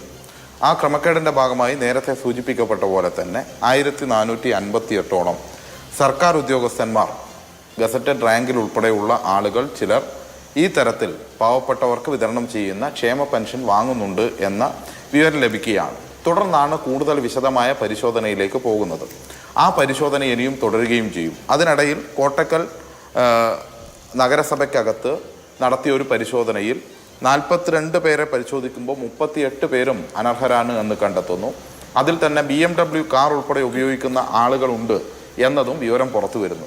അതുകൊണ്ട് അവിടെ വിജിലൻസ് അന്വേഷണം ആരംഭിച്ചു. മറ്റ് കേസുകൾക്കകത്തും ഇതേ നിലയിലുള്ള ശക്തമായ നിലപാട് സ്വീകരിച്ചു പോകും എന്ന കാര്യത്തിൽ തർക്കമില്ല. പിന്നെ ഇവിടെ വരുത്തി തീർക്കാൻ വേണ്ടി ശ്രമിക്കുന്ന കാര്യം, ഇത് സർക്കാരിൻ്റെ ഒരു ശ്രദ്ധയിലില്ലാത്തത് കൊണ്ടാണ് ഇത് വന്നത് എന്നാണ്. സർക്കാർ ഈ കാര്യത്തിൽ ഗൗരവകരമായ നിലപാട് സ്വീകരിച്ചിരുന്നു. നമുക്കറിയാം, ഇത്തരമൊരു വിഷയം ഉയർന്നു വരുന്നത് 2014-15 കാലഘട്ടങ്ങളിലെല്ലാം സാമൂഹ്യ പെൻഷൻ വിതരണം ചെയ്തതുമായി ബന്ധപ്പെട്ട് CAG റിപ്പോർട്ട് കേരളത്തിൽ വരുന്നു. ആ ഓഡിറ്റ് റിപ്പോർട്ട് കേരള നിയമസഭയുടെ മേശപ്പുറത്ത് വരുന്നു. അത് 2016 കേരള നിയമസഭയുടെ മേശപ്പുറത്ത് വരുന്നത്. അങ്ങനെ അതിൻ്റെ അടിസ്ഥാനത്തിൽ പുതിയ ഗവൺമെൻറ്, LDF ഗവൺമെൻറ് അധികാരത്തിൽ വന്നപ്പോൾ ഗുണഭോക്തൃ പട്ടിക ശുദ്ധീകരിക്കാൻ വേണ്ടി തീരുമാനിച്ചു. തുടർന്നാണ് വാർഷിക മസ്റ്ററിംഗ് നടത്താൻ വേണ്ടി തീരുമാനിച്ചത്. 2 തരത്തിലുള്ള വാർഷിക മസ്റ്ററിംഗ് ആണ്. ഒന്ന്, നേരിട്ട് ബയോമെട്രിക് സംവിധാനം ഉപയോഗിച്ച് നേരിട്ടുള്ള മസ്റ്ററിംഗ് നടത്തണം. അതുപോലെ തന്നെ രണ്ടാമത്തേതിൽ മസ്റ്ററിംഗ് നടത്തേണ്ടത് കിടപ്പിലായ ആളുകളാണെങ്കിൽ, ശയ്യാവലംബരാണെങ്കിൽ അവർ ലൈഫ് സർട്ടിഫിക്കറ്റ് വഴി മസ്റ്ററിംഗ് നടത്തണം. ഇങ്ങനെ മസ്റ്ററിംഗ് നടത്തിയാണ് മുന്നോട്ട് പോയത്. ഇതിൻ്റെ അടിസ്ഥാനത്തിൽ നമുക്കറിയാം, കേരളത്തിൽ സാമൂഹ്യ പെൻഷൻ വാങ്ങുന്ന ആളുകൾ ഏതാണ്ട് ഇപ്പോൾ ഡാറ്റാബേസിലുള്ളത് 63,67,000 ആളുകളാണ് ഈ പട്ടികയിൽ ഇപ്പോൾ ഉള്ളത്. ഇതിൽ മസ്റ്ററിംഗ് നടത്തിയ 62 ലക്ഷം ആളുകളാണ് നിലനിൽക്കുന്നത്. ഈ ആളുകളുടെ മസ്റ്ററിങ്ങിനകത്ത് വന്ന പോരായ്മകളാണ് വിശദമായി പരിശോധിക്കേണ്ടത്. ഏതെങ്കിലും രീതിയിലുള്ള ക്രമക്കേടുകൾ നടന്നിട്ടുണ്ടോ എന്ന പരിശോധന നടത്തണം. വാർഷിക മസ്റ്ററിംഗ് വളരെ കൃത്യമായി നടത്തുന്നുണ്ട്. വാർഷിക മസ്റ്ററിങ്ങിൻ്റെ ഭാഗമായി തന്നെയാണ് പെൻഷൻ വിതരണം ചെയ്യുന്നത് എന്നും കാണാൻ വേണ്ടി കഴിയും. മാനദണ്ഡങ്ങൾ LDF സർക്കാർ പുതുക്കിയിട്ടുണ്ട്. കൂടുതൽ ആളുകൾക്ക് പെൻഷൻ ലഭിക്കണം എന്ന് തന്നെയാണ് LDF സർക്കാരിൻ്റെ കാഴ്ചപ്പാട്. അതുകൊണ്ടാണ് ഇവിടെ മാനദണ്ഡം 1 ലക്ഷം രൂപയായി വാർഷിക വരുമാനം 25,000-ൽ നിന്ന് ഉയർത്തുന്ന സാഹചര്യം ഉണ്ടായി. അതുപോലെ തന്നെ മറ്റ് ഓരോ കാര്യങ്ങളിലായാലും തുടർച്ചയായി സ്വീകരിച്ച നിലപാടുകളുടെ അടിസ്ഥാനത്തിലാണ് UDFൻ്റെ കാലത്ത് കേവലം 34,43,413 പേർക്കാണ് 600 രൂപ വെച്ച് പെൻഷൻ ലഭിച്ചിരുന്നെങ്കിൽ LDF അതിൽ തന്നെ 18 മാസക്കാലം കുടിശ്ശികയായിരുന്നു. LDF സർക്കാർ അധികാരത്തിൽ വന്നപ്പോൾ ഈ ക്ഷേമ പെൻഷനുകളെല്ലാം ഏകീകരിച്ചുകൊണ്ട് കൃത്യമായി 63 ലക്ഷത്തോളം പേർക്ക് ആ പെൻഷൻ നൽകുന്ന നിലയിലേക്ക് വന്നു. ഇത് കൃത്യമായി കണക്കുകൾ പരിശോധിച്ചാൽ അറിയാം. UDF ഗവൺമെൻറ് 2011-16 കാലഘട്ടത്തിൽ UDF ഗവൺമെൻറ് പെൻഷൻ ഇനത്തിൽ ആകെ വിതരണം ചെയ്തത് 9,011 കോടി രൂപയായിരുന്നു. എന്നാൽ 2016-21 5 വർഷക്കാലം LDF ഗവൺമെൻറ് വിതരണം ചെയ്തത് 35,154 കോടി രൂപയാണ് പെൻഷൻ ഇനത്തിൽ സാധാരണക്കാരന് വിതരണം ചെയ്തത്. ഞാൻ ഈ വാദം ഒന്ന് പൂർത്തീകരിക്കട്ടെ.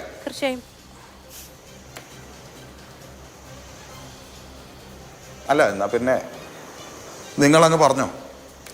ഒരു വാചകം പൂർത്തീകരിക്കാൻ സമ്മതിക്കുമല്ലോ എന്ന് പറഞ്ഞാൽ നിങ്ങൾ പറഞ്ഞു. അല്ല, അങ്ങ് ഒരു വാചകം പൂർത്തീകരിക്കട്ടെ എന്ന് പറഞ്ഞപ്പോൾ ഞാൻ തീർച്ചയായും എന്ന് പറയുകയാണ്. എന്താണ് അപ്പൊ ചോദ്യത്തിന്?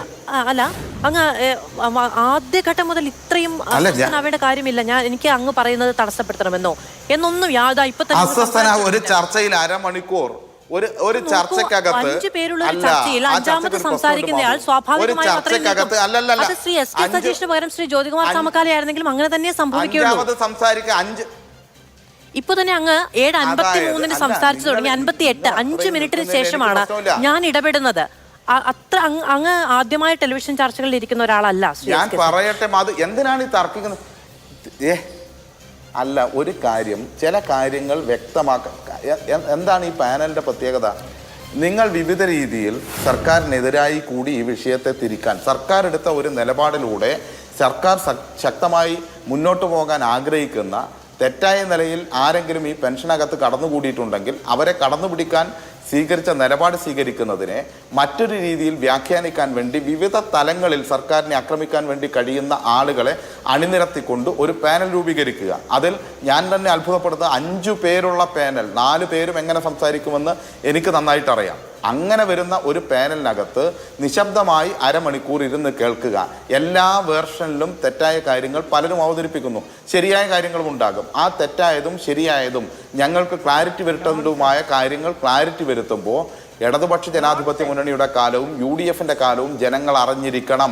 എന്താണ് കാഴ്ചപ്പാട് എന്നുള്ളത് ജനങ്ങൾ അറിഞ്ഞിരിക്കണം. ആ കാഴ്ചപ്പാടനുസരിച്ചാണ് മുന്നോട്ട് പോകുന്നതും ജനങ്ങൾ അറിഞ്ഞിരിക്കണം. UDFന്റെ 5 വർഷക്കാലത്തേക്കാൾ ഏതാണ്ട് 26,143 കോടി രൂപയാണ് ഒന്നാം പിണറായി സർക്കാരിൻ്റെ കാലത്ത് മാത്രം പാവപ്പെട്ടവർക്ക്, സാധാരണക്കാരന് ക്ഷേമ പെൻഷൻ നൽകിയത്. ഈ ഗവൺമെൻറ് ഇതുവരെയുള്ള കാലയളവിൽ മാത്രം 33,000 കോടി രൂപ പെൻഷൻ നൽകിയിട്ടുണ്ട്. ഒരു മാസം 900 കോടി രൂപയിലധികം ഗവൺമെൻറ് പെൻഷന് വേണ്ടി ചെലവഴിക്കുന്നുണ്ട്. ഇതെല്ലാമാണ് വസ്തുത എന്നിരിക്കെ ആ വസ്തുതയെ മറച്ചുവെക്കാൻ ഗവൺമെൻറ് തന്നെ നടത്തിയ അന്വേഷണത്തിൻ്റെ ഭാഗമായി ക്രമക്കേടുകൾ ഇല്ലാതാക്കാൻ വേണ്ടി ശ്രമിക്കുമ്പോൾ UDF കാലത്തില്ലായിരുന്ന മസ്റ്ററിംഗ് കൊണ്ടുവന്ന് ആ മസ്റ്ററിലൂടെ ബയോമെട്രിക് മസ്റ്ററിങ്ങും അതുപോലെ തന്നെ ലൈഫ് സർട്ടിഫിക്കറ്റും ഉൾപ്പെടെയുള്ള മസ്റ്ററിങ്ങിൽ കാര്യങ്ങൾ കൈകാര്യം ചെയ്ത് കൊണ്ടുവന്ന സമയത്ത് പോലും അതിനിടയിൽ കൂടെ ചില ആളുകൾ ദുരുപയോഗം ചെയ്ത് എങ്ങനെയെങ്കിലും പണമുണ്ടാക്കാൻ വേണ്ടി ശ്രമിക്കുമ്പോൾ അതിനെ രാഷ്ട്രീയ ദുഷ്ടലാക്കോടുകൂടിയല്ല കാണേണ്ടത്. പകരം അതിനെ അത്തരത്തിലുള്ള ആളുകളെ തീർച്ചയായും ശക്തമായ നിലപാടിലൂടെ അവരെ നടപടിയിലൂടെ ഏറ്റവും മാതൃകാപരമായി ശിക്ഷിക്കുന്നതിലൂടെ മുന്നോട്ട് പോകാൻ എല്ലാവരും ഒരേ രീതിയിൽ സഹകരിക്കുകയും സഹായിക്കുകയുമാണ് ചെയ്യേണ്ടത് എന്ന കാര്യത്തിൽ തർക്കമില്ല. ശരി, ഞാൻ ഇടപെടുകയാണ്. ഞാൻ നേരത്തെ പറഞ്ഞതുപോലെ 7:53 മുതൽ 8 മണി വരെ ഞാൻ അങ്ങേക്ക് അനുസ്യൂതം സംസാരിക്കാനുള്ള സമയമാണ് നൽകിയത്. സ്വാഭാവികമായും ഇത് വിശദീകരിക്കേണ്ട ഉത്തരവാദിത്തം അങ്ങേക്കുണ്ട് എന്നുള്ളതുകൊണ്ട് തന്നെ ഞാൻ അങ്ങയോട് ഒരു ചോദ്യം കൂടി ചോദിക്കാൻ ഉദ്ദേശിച്ചിരുന്നു. പക്ഷേ ഇനി അത് ചോദിക്കുക എന്ന് പറയുന്നത് സ്വാഭാവിക നീതി അല്ലാതാകും. മറ്റുള്ളവർക്കും ഇത്തരം പരാതികൾ ഉണ്ടാകാമല്ലോ, അത് അങ്ങും മനസ്സിലാക്കുമെന്ന് ഞാൻ വിചാരിക്കുന്നു. പക്ഷേ എല്ലാം കൃത്യമാണ്, എല്ലാം കുറ്റമറ്റതാണ്, എല്ലാം കൃത്യമായ കാര്യക്ഷമതയോടുകൂടിയ സംവിധാനത്തിന്റെ പ്രോഡക്റ്റ് ആണ് എന്ന് അവകാശപ്പെടുമ്പോൾ പിന്നെ എങ്ങനെ ഇത്രയധികം ആളുകൾ? ഇത് ഒരു സുപ്രഭാതത്തിൽ എനിക്ക് ക്ഷേമ പെൻഷൻ വേണം കേട്ടോ എന്ന് ട്രഷറിയിൽ പോയി പറയുന്ന സമയത്ത് കിട്ടുന്നൊരു സാധനമല്ല. അതിന് പെൻഷൻ അർഹതയുണ്ട് എന്ന് സാക്ഷ്യപ്പെടുത്തുന്ന, അന്വേഷിക്കുന്ന ഉദ്യോഗസ്ഥരുണ്ട്, ഈ പെൻഷൻ അനുവദിക്കുന്ന ഉദ്യോഗസ്ഥരുണ്ട്, ഇത് രേഖപ്പെടുത്തേണ്ട ഉദ്യോഗസ്ഥരുണ്ട്. ഇങ്ങനെ പല ചാനലുകളിലൂടെ കടന്നുപോയി മാത്രമാണ് ഇത് അനുവദിക്കപ്പെടുക. അത് അനുവദിക്കപ്പെടുമ്പോൾ അത് വാങ്ങുന്ന ആളുകൾ നമ്മുടെ നാട്ടുകാരാണെങ്കിൽ അത് തിരിച്ചറിയുന്ന സംവിധാനങ്ങളുണ്ട്. അങ്ങനെ പരാതി ഉണ്ടെങ്കിൽ ചൂണ്ടിക്കാണിക്കാൻ കഴിയുന്ന സംവിധാനമുണ്ട്. അതൊക്കെ ബൈപ്പാസ് ചെയ്ത് പോകാൻ കഴിയുന്ന ഒരു സിസ്റ്റത്തെയാണ് ഏറ്റവും കൃത്യമായത് എന്ന് വിശേഷിപ്പിക്കപ്പെടുന്നത് എന്നുള്ളതാണ് ഒന്ന്. പിന്നെ ചർച്ച ചെയ്യുന്നത് ചർച്ച ചെയ്യാൻ വേണ്ടിയാണ്, ഗൂഢാലോചന നടത്താൻ വേണ്ടിയല്ല. ഇവിടെ ഒരു പ്രതിപക്ഷ പാനലിസ്റ്റ് ഉണ്ട്, ഒരു ഭരണപക്ഷ പാനലിസ്റ്റ് ഉണ്ട്, സംസ്ഥാനത്ത് അറിയപ്പെടുന്ന ഒരു എക്കണോമിസ്റ്റ് ഉണ്ട്, ഒരു പൊതുപ്രവർത്തകനുണ്ട്, അദ്ദേഹം വിവരാവകാശ പ്രവർത്തകൻ കൂടിയാണ്. എവിടെയാണോ നമ്മൾ സാമ്പിൾ എന്ന രീതിയിൽ ഒരു 42 പേരുടെ പരിശോധന നടത്തുമ്പോൾ 38 പേർ അതിൽ അനർഹരാണ് എന്ന് സർക്കാർ തന്നെ കണ്ടെത്തിയത്, ആ വാർഡിൽ നിന്നുള്ള പ്രതിനിധിയുണ്ട്. ഇതെങ്ങനെയാണ് ഗൂഢാലോചന സിദ്ധാന്തമാകുന്നത് എന്ന് എനിക്ക് എൻ്റെ 10-12 വർഷകാലത്തെ മാധ്യമപ്രവർത്തന ചരിത്രത്തിൽ നിന്ന് പറയാൻ കഴിയില്ല. അത്രയ്ക്കുള്ള അറിവേ എനിക്കുള്ളൂ. ഇടവേള ആവശ്യമാണ്, തിരിച്ചു വരാം. തിരികെ സ്വാഗതം ചർച്ചയിലേക്ക്. ശ്രീ ജ്യോതികുമാർ ചാമക്കാല, ഈ സിസ്റ്റം ഇതിങ്ങനെയല്ല പ്രവർത്തിക്കേണ്ടത് എന്ന് പറയുന്നത് സർക്കാർ തന്നെയാണ്. അപ്പോൾ സ്വാഭാവികമായും അതിൽ തിരുത്തപ്പെടേണ്ട കാര്യങ്ങളുണ്ട് എന്ന് തിരിച്ചറിയുന്നത് സർക്കാർ തന്നെയാണ്. അപ്പോൾ അതിന് വീഴ്ചകൾ ചൂണ്ടിക്കാണിക്കേണ്ടതില്ലേ? തീർച്ചയായിട്ടും ഇവിടെ അസ്വസ്ഥരായിട്ടൊന്നും കാര്യമില്ലല്ലോ. വസ്തുതകൾ കൊണ്ടല്ലേ സംസാരിക്കുന്നത്, നമ്മൾ കണക്കുകൊണ്ടല്ലേ സംസാരിക്കുന്നത്. ഇവിടെ നോക്കൂ, ഇവിടെ ധനവകുപ്പ് ഇടതുപക്ഷത്തിൻ്റെ പ്രതിനിധി പറയും ധനവകുപ്പ് നിർദ്ദേശിച്ച പ്രകാരം നടത്തിയ അന്വേഷണം. ധനവകുപ്പ് നിർദ്ദേശിക്കാൻ ഇടയായത് CAG റിപ്പോർട്ട് നൽകിയതിൻ്റെ അടിസ്ഥാനത്തിലാണ് എന്ന കാര്യം മറച്ചു വയ്ക്കേണ്ടതില്ല, അതുകൂടി പറയേണ്ടതുണ്ട്. മറ്റൊന്ന് 2014-2015 അന്വേഷണത്തെ സംബന്ധിച്ചാണ് അപ്പോൾ അങ്ങ് ഇടത്തോട്ട് അങ്ങ് പോട്ടെ എന്നല്ല. ഇവിടെ 2017 മുതൽ 2021 മാർച്ച് 31 വരെയുള്ള സാമ്പത്തിക വർഷത്തെ CAG റിപ്പോർട്ടിനെ സംബന്ധിച്ചാണ് ഞാൻ പറയുന്നത്. അതിനകത്ത് കൃത്യമായി പറഞ്ഞിട്ടുണ്ട്. ഇനി 2016 വരെ തെറ്റായിരുന്നിരിക്കട്ടെ, നിങ്ങൾ മസ്റ്ററിങ് നടപ്പിലാക്കിയെന്ന് പറയുന്നല്ലോ. മസ്റ്ററിങ് നടപ്പിലാക്കിയതിന് ശേഷവും ഇത്തരത്തിൽ വീഴ്ച സംഭവിച്ചിട്ടുണ്ടെങ്കിൽ അതിന് ഉത്തരവാദികളായവരുടെ പേരിൽ നടപടി വേണ്ടേ? മസ്റ്ററിങ് നടത്തുന്നത് എന്തിനാണ്? അത് ആ ചാർട്ട്, ആ ലിസ്റ്റ് പക്കയാണ്. ഓരോ വർഷം കഴിയുന്തോറും അത് പുതുക്കുന്നുണ്ട് എന്ന് ബോധ്യപ്പെടുത്താനാണ്. എന്നിട്ടും ഇത്തരത്തിൽ വർഷങ്ങളായി സർവീസിൽ പ്രവേശിച്ചവരും അതുപോലെ പെൻഷൻ ആനുകൂല്യം, മറ്റ് സർക്കാർ പെൻഷൻ ആനുകൂല്യം പറ്റുന്നവരും ഈ ലിസ്റ്റിലുണ്ടെങ്കിൽ എങ്ങനെയാണ് തിരുത്തപ്പെടേണ്ടത്? ആരുടെ ഭാഗത്താണ് മിസ്റ്റേക്ക്? അത് പറയണ്ടേ? അപ്പോൾ അങ്ങനെ പറഞ്ഞു പോകാൻ പാടില്ല. ഒന്ന്. രണ്ട്, ഈ സർക്കാരിനെതിരായി വരുത്തി തീർക്കാൻ ശ്രമിക്കുന്നു, ഞങ്ങളുടെ കാലത്ത് അങ്ങ് മെച്ചമായിരുന്നു എന്നൊക്കെ പറഞ്ഞു. ഞാൻ അതിലേക്കൊന്നും ഞാൻ രാഷ്ട്രീയം പറയേണ്ടെന്ന് ഇതിൻ്റെ വസ്തുതകളിലേക്ക് തന്നെ പോകാമെന്ന് കരുതിയാണ്. പക്ഷേ എനിക്കിപ്പോൾ പറയാതിരിക്കാൻ നിർവാഹമില്ലല്ലോ. ഇപ്പോൾ കഴിഞ്ഞ സർക്കാരിനെയല്ലേ വെല്ലുവിളിക്കുന്നത്, UDF സർക്കാരിനെയല്ലേ വെല്ലുവിളിക്കുന്നത്. ഞാൻ ശ്രീ ഉമ്മൻചാണ്ടിയുടെ ഒരു ഫേസ്ബുക്ക് പോസ്റ്റിലെ പ്രസക്തമായ ചില ഭാഗങ്ങൾ മാത്രം ഞാൻ വായിക്കാം. 2016 ഫെബ്രുവരിയിൽ ക്ഷേമ പെൻഷൻ 16 വർഷം കുടിശ്ശിക വരുത്തിയെന്ന് പറഞ്ഞ് ഇപ്പോൾ CPM പ്രചാരണം അയച്ചുകൊണ്ടിരിക്കുകയാണ്. രാഷ്ട്രീയ കാരണങ്ങൾ അന്ന് തുക വിതരണം ചെയ്യുന്ന കുടിയ വഞ്ചനയ്ക്ക് വൈകിയാണെങ്കിൽ UDF സർക്കാരിൻ്റെ കാലത്ത് 34 ലക്ഷമായിരുന്ന സാമൂഹ്യ സുരക്ഷാ പെൻഷൻകാരുടെ എണ്ണം 59.5 ലക്ഷമാക്കിയെന്നാണ് ഇടതുപക്ഷ സർക്കാരിൻ്റെ പ്രചാരണം. ശ്രീ VS അച്യുതാനന്ദൻ സർക്കാരിൻ്റെ കാലത്ത് 14 ലക്ഷം ഗുണഭോക്താക്കളായിരുന്നാണ് UDFൻ്റെ കാലത്ത് 34 ലക്ഷമാക്കിയതെന്ന് മറക്കരുത്. UDF കാലത്ത് സാമൂഹ്യ സുരക്ഷാ പെൻഷൻ ക്ഷേമനിധി ബോർഡ് പെൻഷനും ഒരേ സമയം വാങ്ങിയിരുന്നു. പിണറായി സർക്കാർ 23/9/2020 അത് നിർത്തലാക്കി ഒറ്റ പെൻഷനാക്കി. സാമൂഹ്യ സുരക്ഷാ പെൻഷൻ തുക കൂട്ടിയപ്പോൾ ക്ഷേമനിധി ബോർഡിൽ നിന്ന് ചെറിയ തുക പെൻഷൻ വാങ്ങിയവർ കൂട്ടത്തോടെ സാമൂഹ്യ സുരക്ഷാ പെൻഷനിലേക്ക് മാറി. അങ്ങനെയാണ് സാമൂഹ്യ സുരക്ഷാ പെൻഷൻകാരുടെ എണ്ണം കൂടിയത്. UDF കാലത്ത് ഇത് രണ്ടും രണ്ടായിട്ടാണ് കണക്കാക്കിയിരുന്നത്. ഞാൻ പറയട്ടെ, ഇത് രണ്ടും രണ്ടായിട്ടാണ് കണക്കാക്കിയിരുന്നത്. രണ്ടും കൂടി ചേർത്താൽ LDFൻ്റെ കാലത്തെ എണ്ണത്തിൽ UDF സർക്കാരിന്റെ കാലത്ത് സാമൂഹ്യ സുരക്ഷാ പെൻഷൻ തുക 600 രൂപയായിരുന്നു എന്ന പ്രചാരണവും തെറ്റാണ്. 5 വിഭാഗമായി തിരിച്ച് 800 മുതൽ 1500 രൂപ വരെയായിരുന്നു അന്നത്തെ പെൻഷൻ തുക. ഇടതു സർക്കാരിന്റെ അവസാന വർഷമാണ് പെൻഷൻ 1500 രൂപയിലെത്തിയത്. ഇത് പറഞ്ഞിരിക്കുന്നത് ശ്രീ ഉമ്മൻചാണ്ടി തന്നെയാണ്, ആരും നിഷേധിച്ചിട്ടില്ല. അപ്പോൾ വസ്തുതകളുടെ അടിസ്ഥാനത്തിലാണ് സംസാരിക്കുന്നത്. ഇനി ഞാൻ ചോദിക്കട്ടെ, ഇവിടെ ഇതിനെക്കുറിച്ചൊക്കെ പറഞ്ഞു പോകുന്നു. ഈ പറ്റിയിട്ടുള്ള മിസ്റ്റേക്സിനെ സംബന്ധിച്ച്, ഇപ്പോൾ പറ്റിയിട്ടുള്ള തെറ്റുകളെ സംബന്ധിച്ച് പരിശോധിക്കണ്ടേ? നടപടി വേണ്ടേ? ഇതിപ്പോൾ വരുത്തി തീർക്കാൻ ശ്രമിക്കുന്നു, സർക്കാരിൻ്റെ ധനവകുപ്പിൻ്റെ മിസ്റ്റേക്കാണെന്ന് വരുത്തി തീർക്കാൻ ശ്രമിക്കുന്നു. ഈ റിപ്പോർട്ട് പുറത്തുവിട്ടതാരാണ്? ധനവകുപ്പ് മന്ത്രിയല്ലേ? അപ്പോൾ ആ ധനവകുപ്പ് മന്ത്രി അത് പുറത്തുവിടുമ്പം, ആ റിപ്പോർട്ട് പുറത്തുവിടുമ്പോൾ 1458 പേരുടെ അവർ അനധികൃതമായി ഇത്തരത്തിൽ പെൻഷൻ കൈപ്പറ്റുന്നു എന്ന് പറയുമ്പോൾ, സാമൂഹ്യ സുരക്ഷാ പെൻഷൻ കൈപ്പറ്റുന്നു എന്ന് പറയുമ്പോൾ അതിന്മേൽ എന്ത് നടപടി സ്വീകരിച്ചു എന്നുകൂടി, അല്ലെങ്കിൽ എന്ത് നടപടി സ്വീകരിക്കാൻ പോകുന്നു എന്നുകൂടി പറയാനുള്ള ബാധ്യതയില്ലേ? ഇതൊരു നടപടിയാണോ? അതാത് ഡിപ്പാർട്ട്മെൻറ്റുകൾ വിട്ടുകൊടുക്കുന്നു. നോക്കൂ, റവന്യൂ ഡിപ്പാർട്ട്മെൻറ്റ് ഇതിനകത്ത് നല്ല റോളില്ലേ? അതുപോലെ LSGDക്ക് നല്ല റോളില്ലേ? ഈ LSGDയും റവന്യൂ ഡിപ്പാർട്ട്മെൻറ്റും അറിയാതെ എങ്ങനെയാണ് സാമൂഹ്യ സുരക്ഷാ പെൻഷനിലേക്ക് കടക്കാൻ കഴിയുക?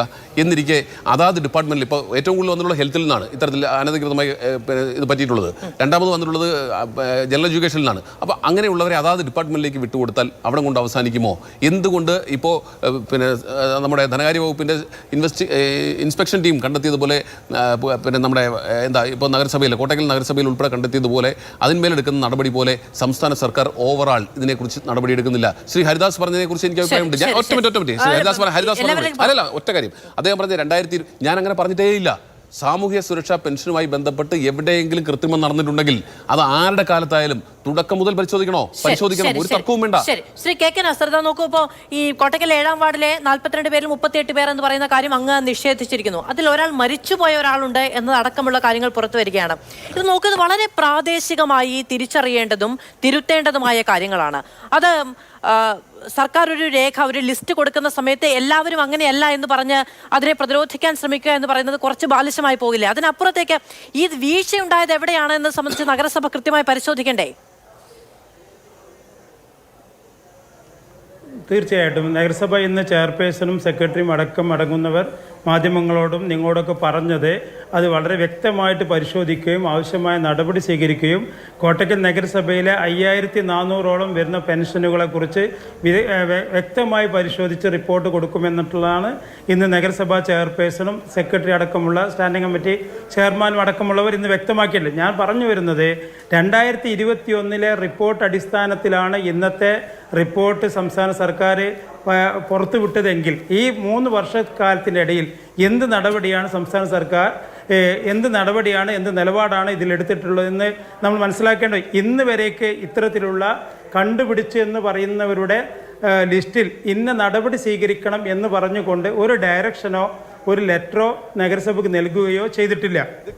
ഇവർ ഇന്ന് പത്രത്തിലൂടെ കോട്ടക്കൽ നഗരസഭയിലെ ഒരു വാർഡിൽ മാത്രം ഇത്രമാത്രം ഉണ്ടെന്ന് പറയുകയും ഇതിനെതിരെ വിജിലൻസ് എൻക്വയറി നടത്തുകയും എന്ന് പറഞ്ഞിട്ട് പത്രത്തിൽ വന്ന ഒരു ന്യൂസ് ഉണ്ട് എന്നല്ലാതെ അതിന്റെ അപ്പുറത്തേക്ക് അർഹത സംബന്ധിച്ച് അന്വേഷണം നടത്താതെയും വരുമാന സർട്ടിഫിക്കറ്റ് കൊടുക്കാതെയും പെൻഷൻ അനുവദിക്കാതെയും ഒക്കെ ഇത് സംഭവിക്കുന്ന കാര്യമല്ലല്ലോ. അതാണ് ഞാൻ ഇടവേളയ്ക്ക് മുൻപ് പറഞ്ഞത്.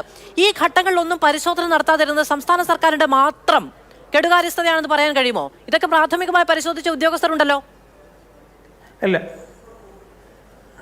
തീർച്ചയായിട്ടും ഇതിൽ പ്രാഥമികമായ അന്വേഷണം നടത്തിയ ഉദ്യോഗസ്ഥർക്കെതിരെ അത്തരത്തിലുള്ള വീഴ്ച വന്നിട്ടുണ്ടെങ്കിൽ നടപടി സ്വീകരിക്കണം എന്നുള്ള കാര്യത്തിൽ യാതൊരു സംശയവുമില്ല.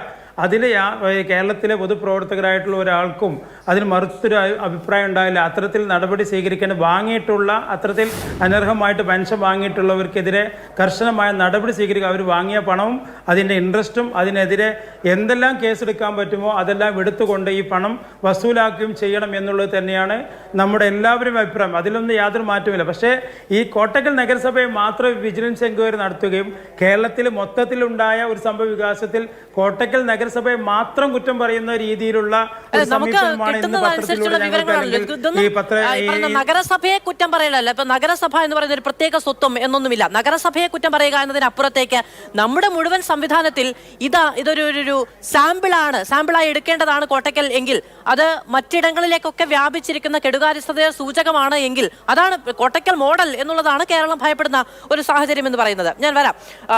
ഡോക്ടർ മേരി ജോർജ്, തീർച്ചയായും അത്തരത്തിലൊരു സാഹചര്യം ഉണ്ടെങ്കിൽ നമ്മൾ പരിശോധിക്കേണ്ടത് ശരി അത് എത്രത്തിലും പരിശോധിക്കേണ്ടതാണെന്ന കാര്യത്തിൽ യാതൊരു സംശയമില്ല.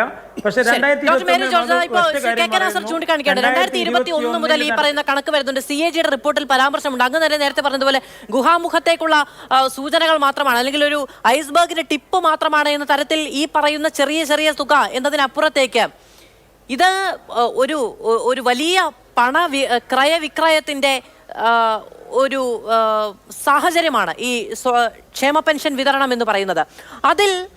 അതിലൊരു വീഴ്ചയുണ്ടാവുക എന്ന് പറയുന്നത് സാമൂഹ്യമായോ സാമ്പത്തികമായോ രണ്ട് തരത്തിലും നമുക്ക് അംഗീകരിക്കാൻ കഴിയാത്ത ഒന്നാണ്. ഇത് തിരുത്താൻ നമ്മൾ എന്തു ചെയ്യണം എന്നുള്ളതാണ്. ഇത്രയും വലിയ, അതായത് നേരത്തെ പറഞ്ഞതുപോലെ കോട്ടക്കൽ മോഡൽ എന്നൊരു സാഹചര്യം കേരളത്തിൽ മൊത്തത്തിൽ ഉണ്ട് എങ്കിൽ അത് തിരുത്തുക എന്ന് പറയുന്ന ഒരു വലിയ ടാസ്ക്കാണ്. മധു, കോട്ടക്കൽ മോഡൽ കേരള മോഡൽ എന്ന് തന്നെ നാം പറയേണ്ടി വരും. കാരണം കേരളത്തിലെ എല്ലാ തദ്ദേശ സ്വയംഭരണ സ്ഥാപനങ്ങളിലും ഇതുപോലെയുള്ള ഒളിച്ചുകളി നടന്നുകൊണ്ടിരിക്കുകയാണ്. അതായത് CAG 2022 റിപ്പോർട്ടിൽ 2016, 17, 18 മുതൽ 20, 21 വരെയുള്ള രേഖകളാണ് നൽകിയിട്ടുള്ളത്. ആ 2022 റിപ്പോർട്ട് എന്ന് പറയുമ്പോൾ CAG കുറച്ച് ജില്ലകൾ എടുത്ത്, അതായത് പ്രത്യേകിച്ചെടുത്ത് ആ ജില്ലകളുടെ രേഖകൾ ഈ IKMന്റെ ഇൻഫർമേഷൻ കേരള മിഷന്റെ സോഫ്റ്റ്വെയർ വെച്ച്, പിന്നെ സേവന പെൻഷൻ സ്കീമിന്റെ സോഫ്റ്റ്വെയറും വെച്ച് പഠിച്ച് വളരെ കൃത്യമായി പഠിച്ചാണ് CAG പുറത്ത് ഇത്തരം കാര്യങ്ങൾ, ഇത്തരം അതന്നെ ഡബിൾ പേയ്മെൻറ്റോ ട്രിപ്പിൾ പേയ്മെൻറ്റോ നടത്തുന്നു എന്നുള്ള കാര്യം പുറത്തു കൊണ്ടുവന്നിട്ടുള്ളത്. അത് ഗവൺമെൻറ്റിൻ്റെ കസ്റ്റഡിയിലുണ്ട് ആ രേഖകൾ. അത് വെച്ച്, അതായത് CAG പറയുന്ന പല കാര്യങ്ങളും ഉണ്ട് മാധു. ഈ ഇന്റേണൽ ഓഡിറ്റിംഗ് തദ്ദേശ സ്വയംഭരണ സ്ഥാപനങ്ങളിൽ വേണ്ട പോലെ നടത്തുന്നില്ല. അതുപോലെ സംസ്ഥാന ഗവൺമെന്റും ഇന്റേണൽ ഓഡിറ്റിംഗ് നടത്തുന്നില്ല. ഇന്റേണൽ ഓഡിറ്റിംഗ് നടത്തുമ്പോഴാണ് ഇതുപോലെയുള്ള തെറ്റുകൾ കണ്ടുപിടിക്കുകയും തിരുത്തുകയും ചെയ്യാൻ പറ്റുക. എന്തുകൊണ്ട് ഗവൺമെന്റും തദ്ദേശ സ്വയംഭരണ സ്ഥാപനങ്ങളും ഇന്റേണൽ ഓഡിറ്റിംഗ് തടയുന്നതിന്റെ കാരണം ഇതുപോലെയുള്ള കള്ളക്കളികൾ, വകമാറ്റലുകൾ, ധൂർത്തുകൾ എല്ലാം നടക്കുകയാണ്. അങ്ങനെ നടക്കുന്നത് സർക്കാരിന്റെ ഭാഗത്തുനിന്നുള്ള ഇനിഷ്യേറ്റീവിൽ നിന്നുള്ള ഈ വിവരങ്ങൾ പുറത്തു വരുന്നത്. ഇതിൽ എന്തെങ്കിലും മറച്ചു വെക്കാനുണ്ടെങ്കിൽ സംസ്ഥാനത്തിന്റെ ധനമന്ത്രി എല്ലാ മാധ്യമങ്ങളോടും പ്രത്യേകവും അല്ലാതെയും എല്ലാം ഇങ്ങനെ ഒരു പ്രശ്നമുണ്ട്, അത് ഞെട്ടിക്കുന്നതാണ് എന്ന് തലേ ദിവസം പറയുകയും പിറ്റേ ദിവസം വിശദാംശങ്ങളടക്കം പുറത്തുവിടുകയും ചെയ്യുന്നു. ശരിയാണ് മാധു. അത് 2022 പുറത്തു വന്ന കാര്യങ്ങളെ പറ്റി പഠനം നടത്താൻ തുടങ്ങിയത് 2024 ഓർക്കണം. ഖജനാവ് കാലിയായിരിക്കുകയാണ്. സംസ്ഥാനം അത്ര രൂക്ഷമായ ധനപ്രതിസന്ധിയിലാണ്. അത്തരം ഒരു സാഹചര്യത്തിലാണ് ഇങ്ങനെ ഒരു കെടുകാര്യസ്ഥത ചൂണ്ടിക്കാണിക്കപ്പെടുന്നല്ലോ എന്ന് വിചാരിച്ച് ധനമന്ത്രി ബാലഗോപാൽ ഈ അന്വേഷണത്തിന് ഇറങ്ങുന്നത്. 2 വർഷം മുൻപേ CAG റിപ്പോർട്ട് പുറത്തു വന്നപ്പോൾ തന്നെ ഈ പഠനം നടത്തിയിരുന്നെങ്കിൽ എത്രയോ വലിയ ഒരു തുക ഇതുപോലെ നഷ്ടപ്പെടാതെ ഖജനാവിൽ തിരിച്ചെത്തുമായിരുന്നു എന്നും കൂടി നമ്മൾ ഓർക്കണം. അത് മാത്രമല്ല പിന്നെ മധു, എനിക്ക് ഒരു കാര്യം കൂടി പറയാനുണ്ട്.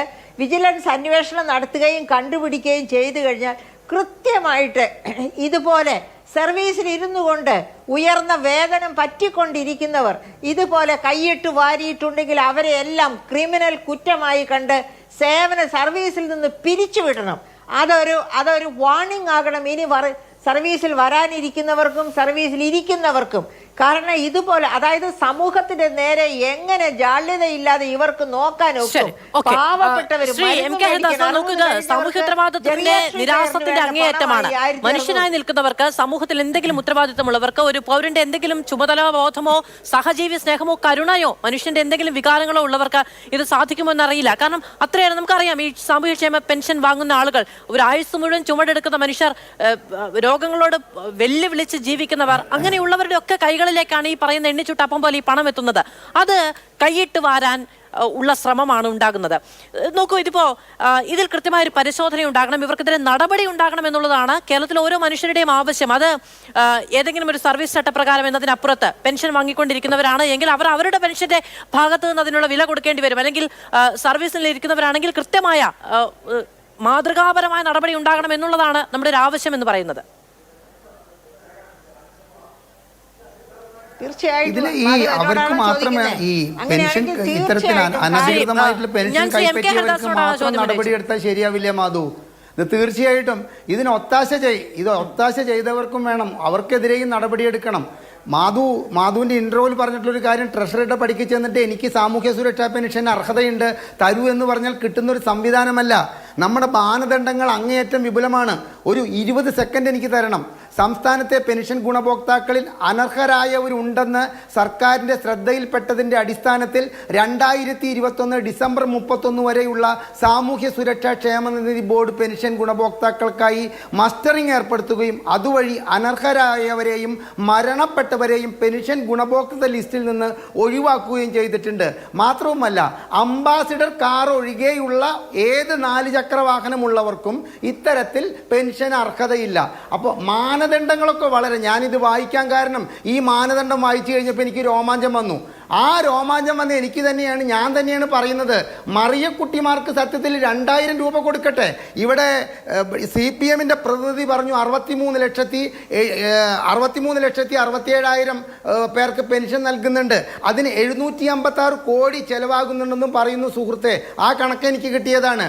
ഇത് ഈ 63 ലക്ഷം എന്നുള്ളത് യഥാർത്ഥത്തിൽ 50 ലക്ഷത്തിൽ താഴെയുള്ളവർ മാത്രമേ അർഹതപ്പെട്ടവരായിട്ടുള്ളൂ.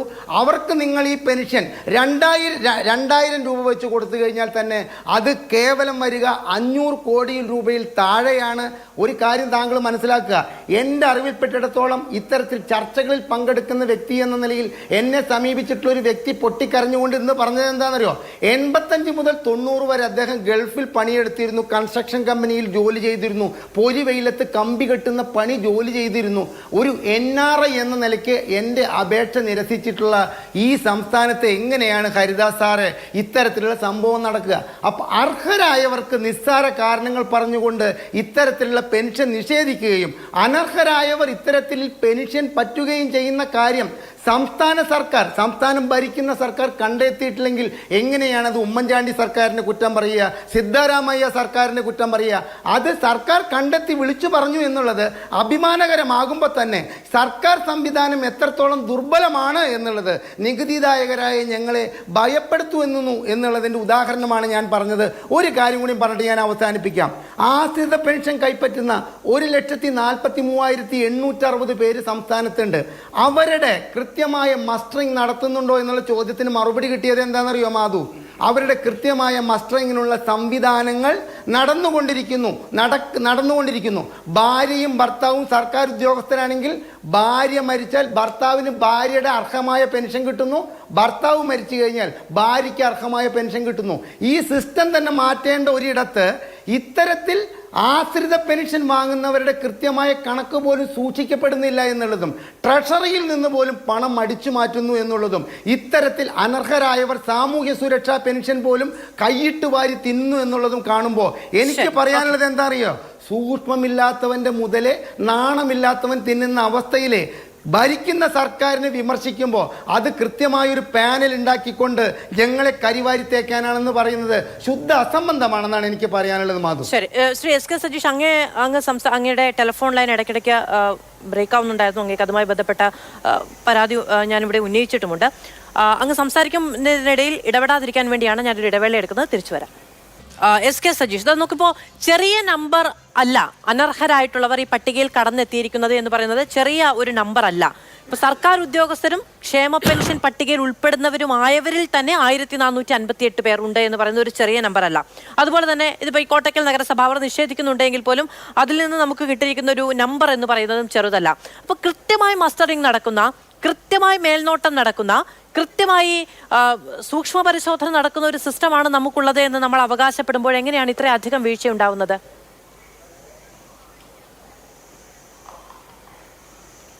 അപ്പം അതൊരു കാര്യം ഈ ചർച്ചയിൽ ആദ്യമേ തന്നെ സൂചിപ്പിക്കാം. ഒന്ന്, ഇനി പൊളിറ്റിക്കൽ ഡിസ്കഷൻ ആണെങ്കിൽ മാത്രം ഞങ്ങളെ വിളിച്ചാൽ മതി. അത് ഞങ്ങൾ പൊതുവെ തീരുമാനിച്ച കാര്യമാണ്. പൊളിറ്റിക്കലായി നിൽക്കുന്ന ആളുകളോട് സംവദിക്കാൻ ഞങ്ങൾ രാഷ്ട്രീയപരമായി തയ്യാറാണ്. ഞാൻ പറയട്ടെ മാധു, എൻ്റെ അഭിപ്രായം പറയാൻ എന്നെ ചുമതലപ്പെടുത്തിയ അഭിപ്രായമാണ് ഞാൻ പറയുന്നത്. നിങ്ങളുടെ രീതിക്കനുസരിച്ച് ഇരുന്ന് തരാൻ വരുന്ന കളിപ്പാവകളല്ല, അതാദ്യം മനസ്സിലാക്കുക. ഞങ്ങൾക്ക് ഞങ്ങളുടേതായ ഒരു അഭിപ്രായം ഞാൻ പറയട്ടെ മാധു, ഒരു കാര്യം. ഞാൻ ഈ ചർച്ചയിൽ നിന്ന് അവസാനത്തെ ഇപ്പൊ 8:22 7:30 ആരംഭിച്ച ചർച്ചയിൽ എന്നോട് ചോദ്യം ചോദിക്കുന്നത് 8 മണിക്കാണ്. അതായത് ഗവൺമെന്റുമായി ബന്ധപ്പെട്ട കാര്യങ്ങൾ വിശദീകരിക്കേണ്ട ഉത്തരവാദിത്വം എന്നിൽ അർപ്പിതമായ ഒരു പാനലിസ്റ്റ് എന്നുള്ള നിലയ്ക്ക് എന്നോട് അരമണിക്കൂർ എല്ലാ രീതിയിലുമുള്ള കാര്യങ്ങൾ നിങ്ങൾ ഏതെല്ലാം പാനലുകളെ അവതരിപ്പിക്കാൻ വേണ്ടി കഴിയുമോ അതെല്ലാം വെച്ച് അവതരിപ്പിക്കുന്നു. അതിൽ നിങ്ങൾ സ്വതന്ത്രർ എന്ന് പറയുന്നു. സ്വതന്ത്രരല്ല. ഇവിടെ ഹരിദാസ്, MK ഹരിദാസ് എന്ന് പറയുന്ന വ്യക്തി സ്വതന്ത്രനല്ല. നിങ്ങൾക്ക് സ്വതന്ത്രനായിരിക്കാം, ഞങ്ങൾക്ക് സ്വതന്ത്രനല്ല. ഞങ്ങൾക്ക് അങ്ങേയറ്റം ഞങ്ങളുടെ രാഷ്ട്രീയത്തെയും ഗവൺമെന്റിനെയും എതിർക്കുക എന്നത് ശ്വാസോച്ഛ്വാസത്തിൽ തുടരുന്ന വ്യക്തിയാണ് എന്ന നല്ല ബോധ്യം ഞങ്ങൾക്കുണ്ട്. നിങ്ങൾക്ക് അദ്ദേഹം സ്വതന്ത്രനായിരിക്കാം, ഞങ്ങൾക്ക് അതിൽ അഭിപ്രായ വ്യത്യാസമില്ല. ഞങ്ങളുടെ അഭിപ്രായമാണ് പറയുന്നത്. അത് അദ്ദേഹത്തിൻ്റെ വാക്കുകളിൽ വ്യക്തമാണ്. ഉമ്മൻചാണ്ടി സർക്കാരിനെ കുറ്റം പറയേണ്ട കാര്യമില്ല. ആരാ പറയുന്നത്? സ്വതന്ത്രൻ. അപ്പുറത്ത് നമ്മളിപ്പോൾ കർണാടകത്തിലെ സർക്കാരിനെ കുറിച്ച് ഇതിൻ്റെ ചർച്ചയിൽ ഞാൻ പോലും പറഞ്ഞിട്ടില്ല. പക്ഷേ അദ്ദേഹം പറയുകയാണ് അപ്പുറത്തെ കർണാടകത്തെക്കുറിച്ച് പറയേണ്ടതില്ല. കാരണം ഇന്ത്യയിൽ ഇത്രയും കൂടുതൽ ആളുകൾക്ക് 62 ലക്ഷത്തിൽ പരം ആളുകൾക്ക് ക്ഷേമ പെൻഷൻ കൊടുക്കുന്ന 1600 രൂപ വെച്ച് കൊടുക്കുന്ന മറ്റൊരു സംസ്ഥാനവുമില്ല. അതൊന്നും പരാമർശിക്കരുത്. അദ്ദേഹത്തിന് നൊന്ത് കളയും എന്നുള്ളതാണ് പ്രശ്നം. അങ്ങനെ നൊന്ത് പോകുന്ന കുറേ ആളുകളെ കൊണ്ടിരുത്തി നിങ്ങൾ ഈ ചർച്ച നടത്തുകയാണ്. ഞങ്ങളുടെ പാനൽ എന്നുള്ള നിലയ്ക്കുള്ള അഭിപ്രായമാണ് പറഞ്ഞത്, നിങ്ങളുടെ ചാനലിനോടുള്ള അഭിപ്രായമാണ് പറഞ്ഞത്. ഞങ്ങൾ ചർച്ചയ്ക്ക് വരുമ്പോൾ ഞങ്ങൾ പൊളിറ്റിക്കലായി അപ്പുറത്ത് കോൺഗ്രസും BJPയും രാഷ്ട്രീയം ചർച്ച ചെയ്യാൻ തയ്യാറാണ്. നിങ്ങൾ അല്ലാതെ ഒരുക്കി വെക്കുന്ന കാര്യങ്ങൾ ഞങ്ങൾ തയ്യാറല്ല. അതൊരു നിലപാട് എന്നുള്ള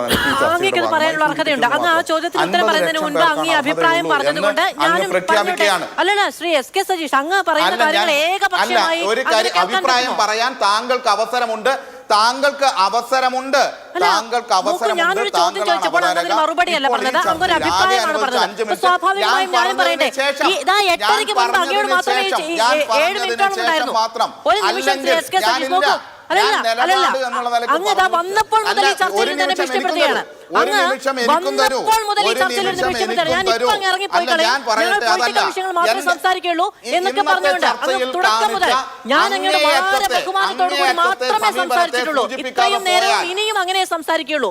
ഞാൻ അങ്ങയുടെ പാർട്ടിയുടെ പ്രതിനിധി ചർച്ചയിൽ വേണമെന്ന ആവശ്യം ബഹുമാനത്തോടെ ഇങ്ങോട്ട് അയച്ചവരോട് അങ്ങോട്ട് വെച്ചിട്ട് തന്നെയാണ് ഞാൻ അങ്ങ് വിളിച്ചത്. ഇല്ല, പക്ഷെ അങ്ങ് ബഹുമാനമില്ലാതെ സംസാരിക്കാൻ ചോദിച്ചാൽ എനിക്കറിയില്ല. അങ്ങ് പക്ഷേ ഗൂഢാലോചന പറയുന്നു. ഞാൻ സർക്കാരിനെതിരെ സകല കാര്യങ്ങളും പറയാൻ കഴിഞ്ഞ ഒരു പാനൽ വളരെ നിർബന്ധ ബുദ്ധി ഉണ്ടാക്കി വെച്ചു പറഞ്ഞു.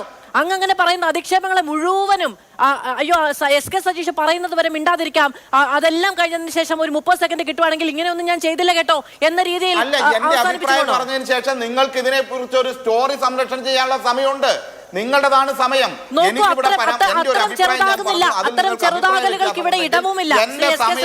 ഒരു ചോദ്യം ചോദിച്ചാൽ അതിന് മറുപടി പറയില്ല, അതിന് പകരം രാഷ്ട്രീയ നിലപാട് മാത്രമേ പറയുള്ളൂ. ഞങ്ങൾ രാഷ്ട്രീയക്കാരോട് മാത്രമേ സംവദിക്കൂ എന്നൊക്കെ പറയുമ്പോൾ മറുപടിയിലേക്കാണ് എനിക്ക് കടക്കുന്നത്. ഞാൻ ആമുഖമായി പറയേണ്ട കാര്യം പറഞ്ഞു കഴിഞ്ഞു, അത്രമാത്രം.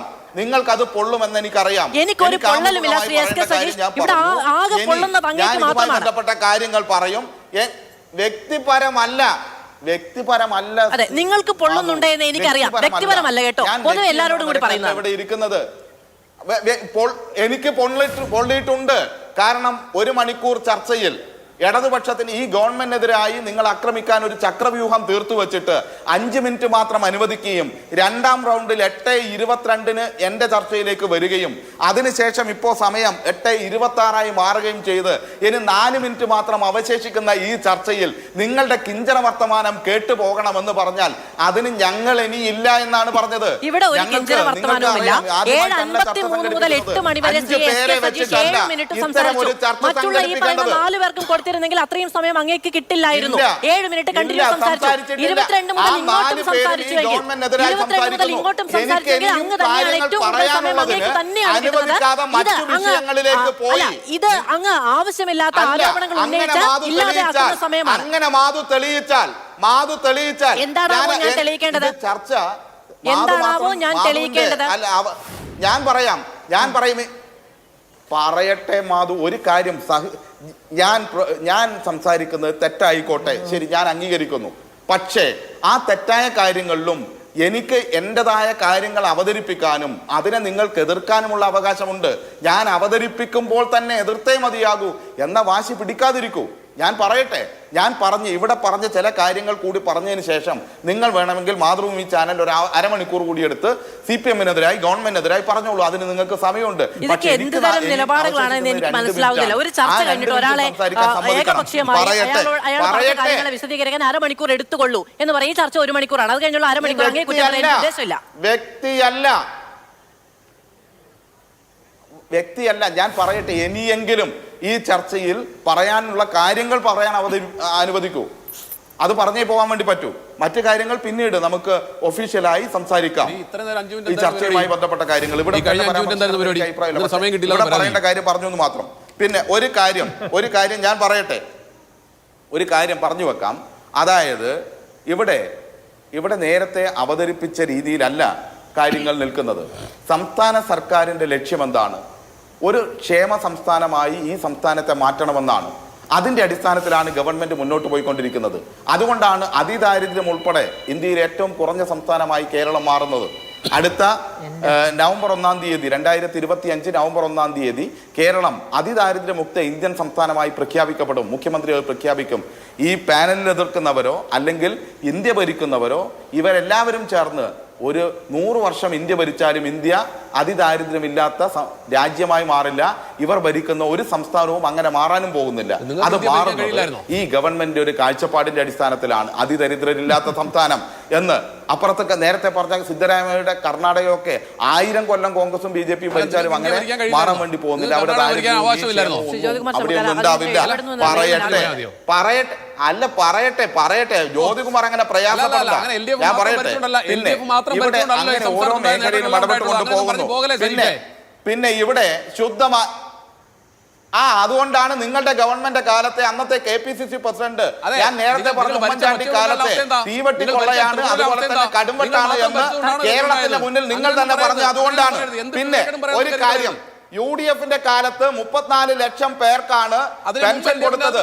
അതിന് നിങ്ങൾ ആകെ ചെലവഴിച്ച് 9,000 കോടിയാണ്. നിങ്ങൾ അതിന്റെ മുമ്പേ LDF-ന്റെ കാലത്ത് കൊടുത്തതും പിന്നെ എങ്ങനെയാണ് മാറുന്നത് ഇവിടെ മാനദണ്ഡങ്ങളിൽ തന്നെ മാറ്റം വരുത്തി. നിങ്ങളുടെ കാലത്ത് 25,000 രൂപയായിരുന്നു വാർഷിക വരുമാനം പെൻഷൻ അർഹതയെങ്കിൽ അത് 1 ലക്ഷമായി വാർഷിക വരുമാനം ഉയർത്തി.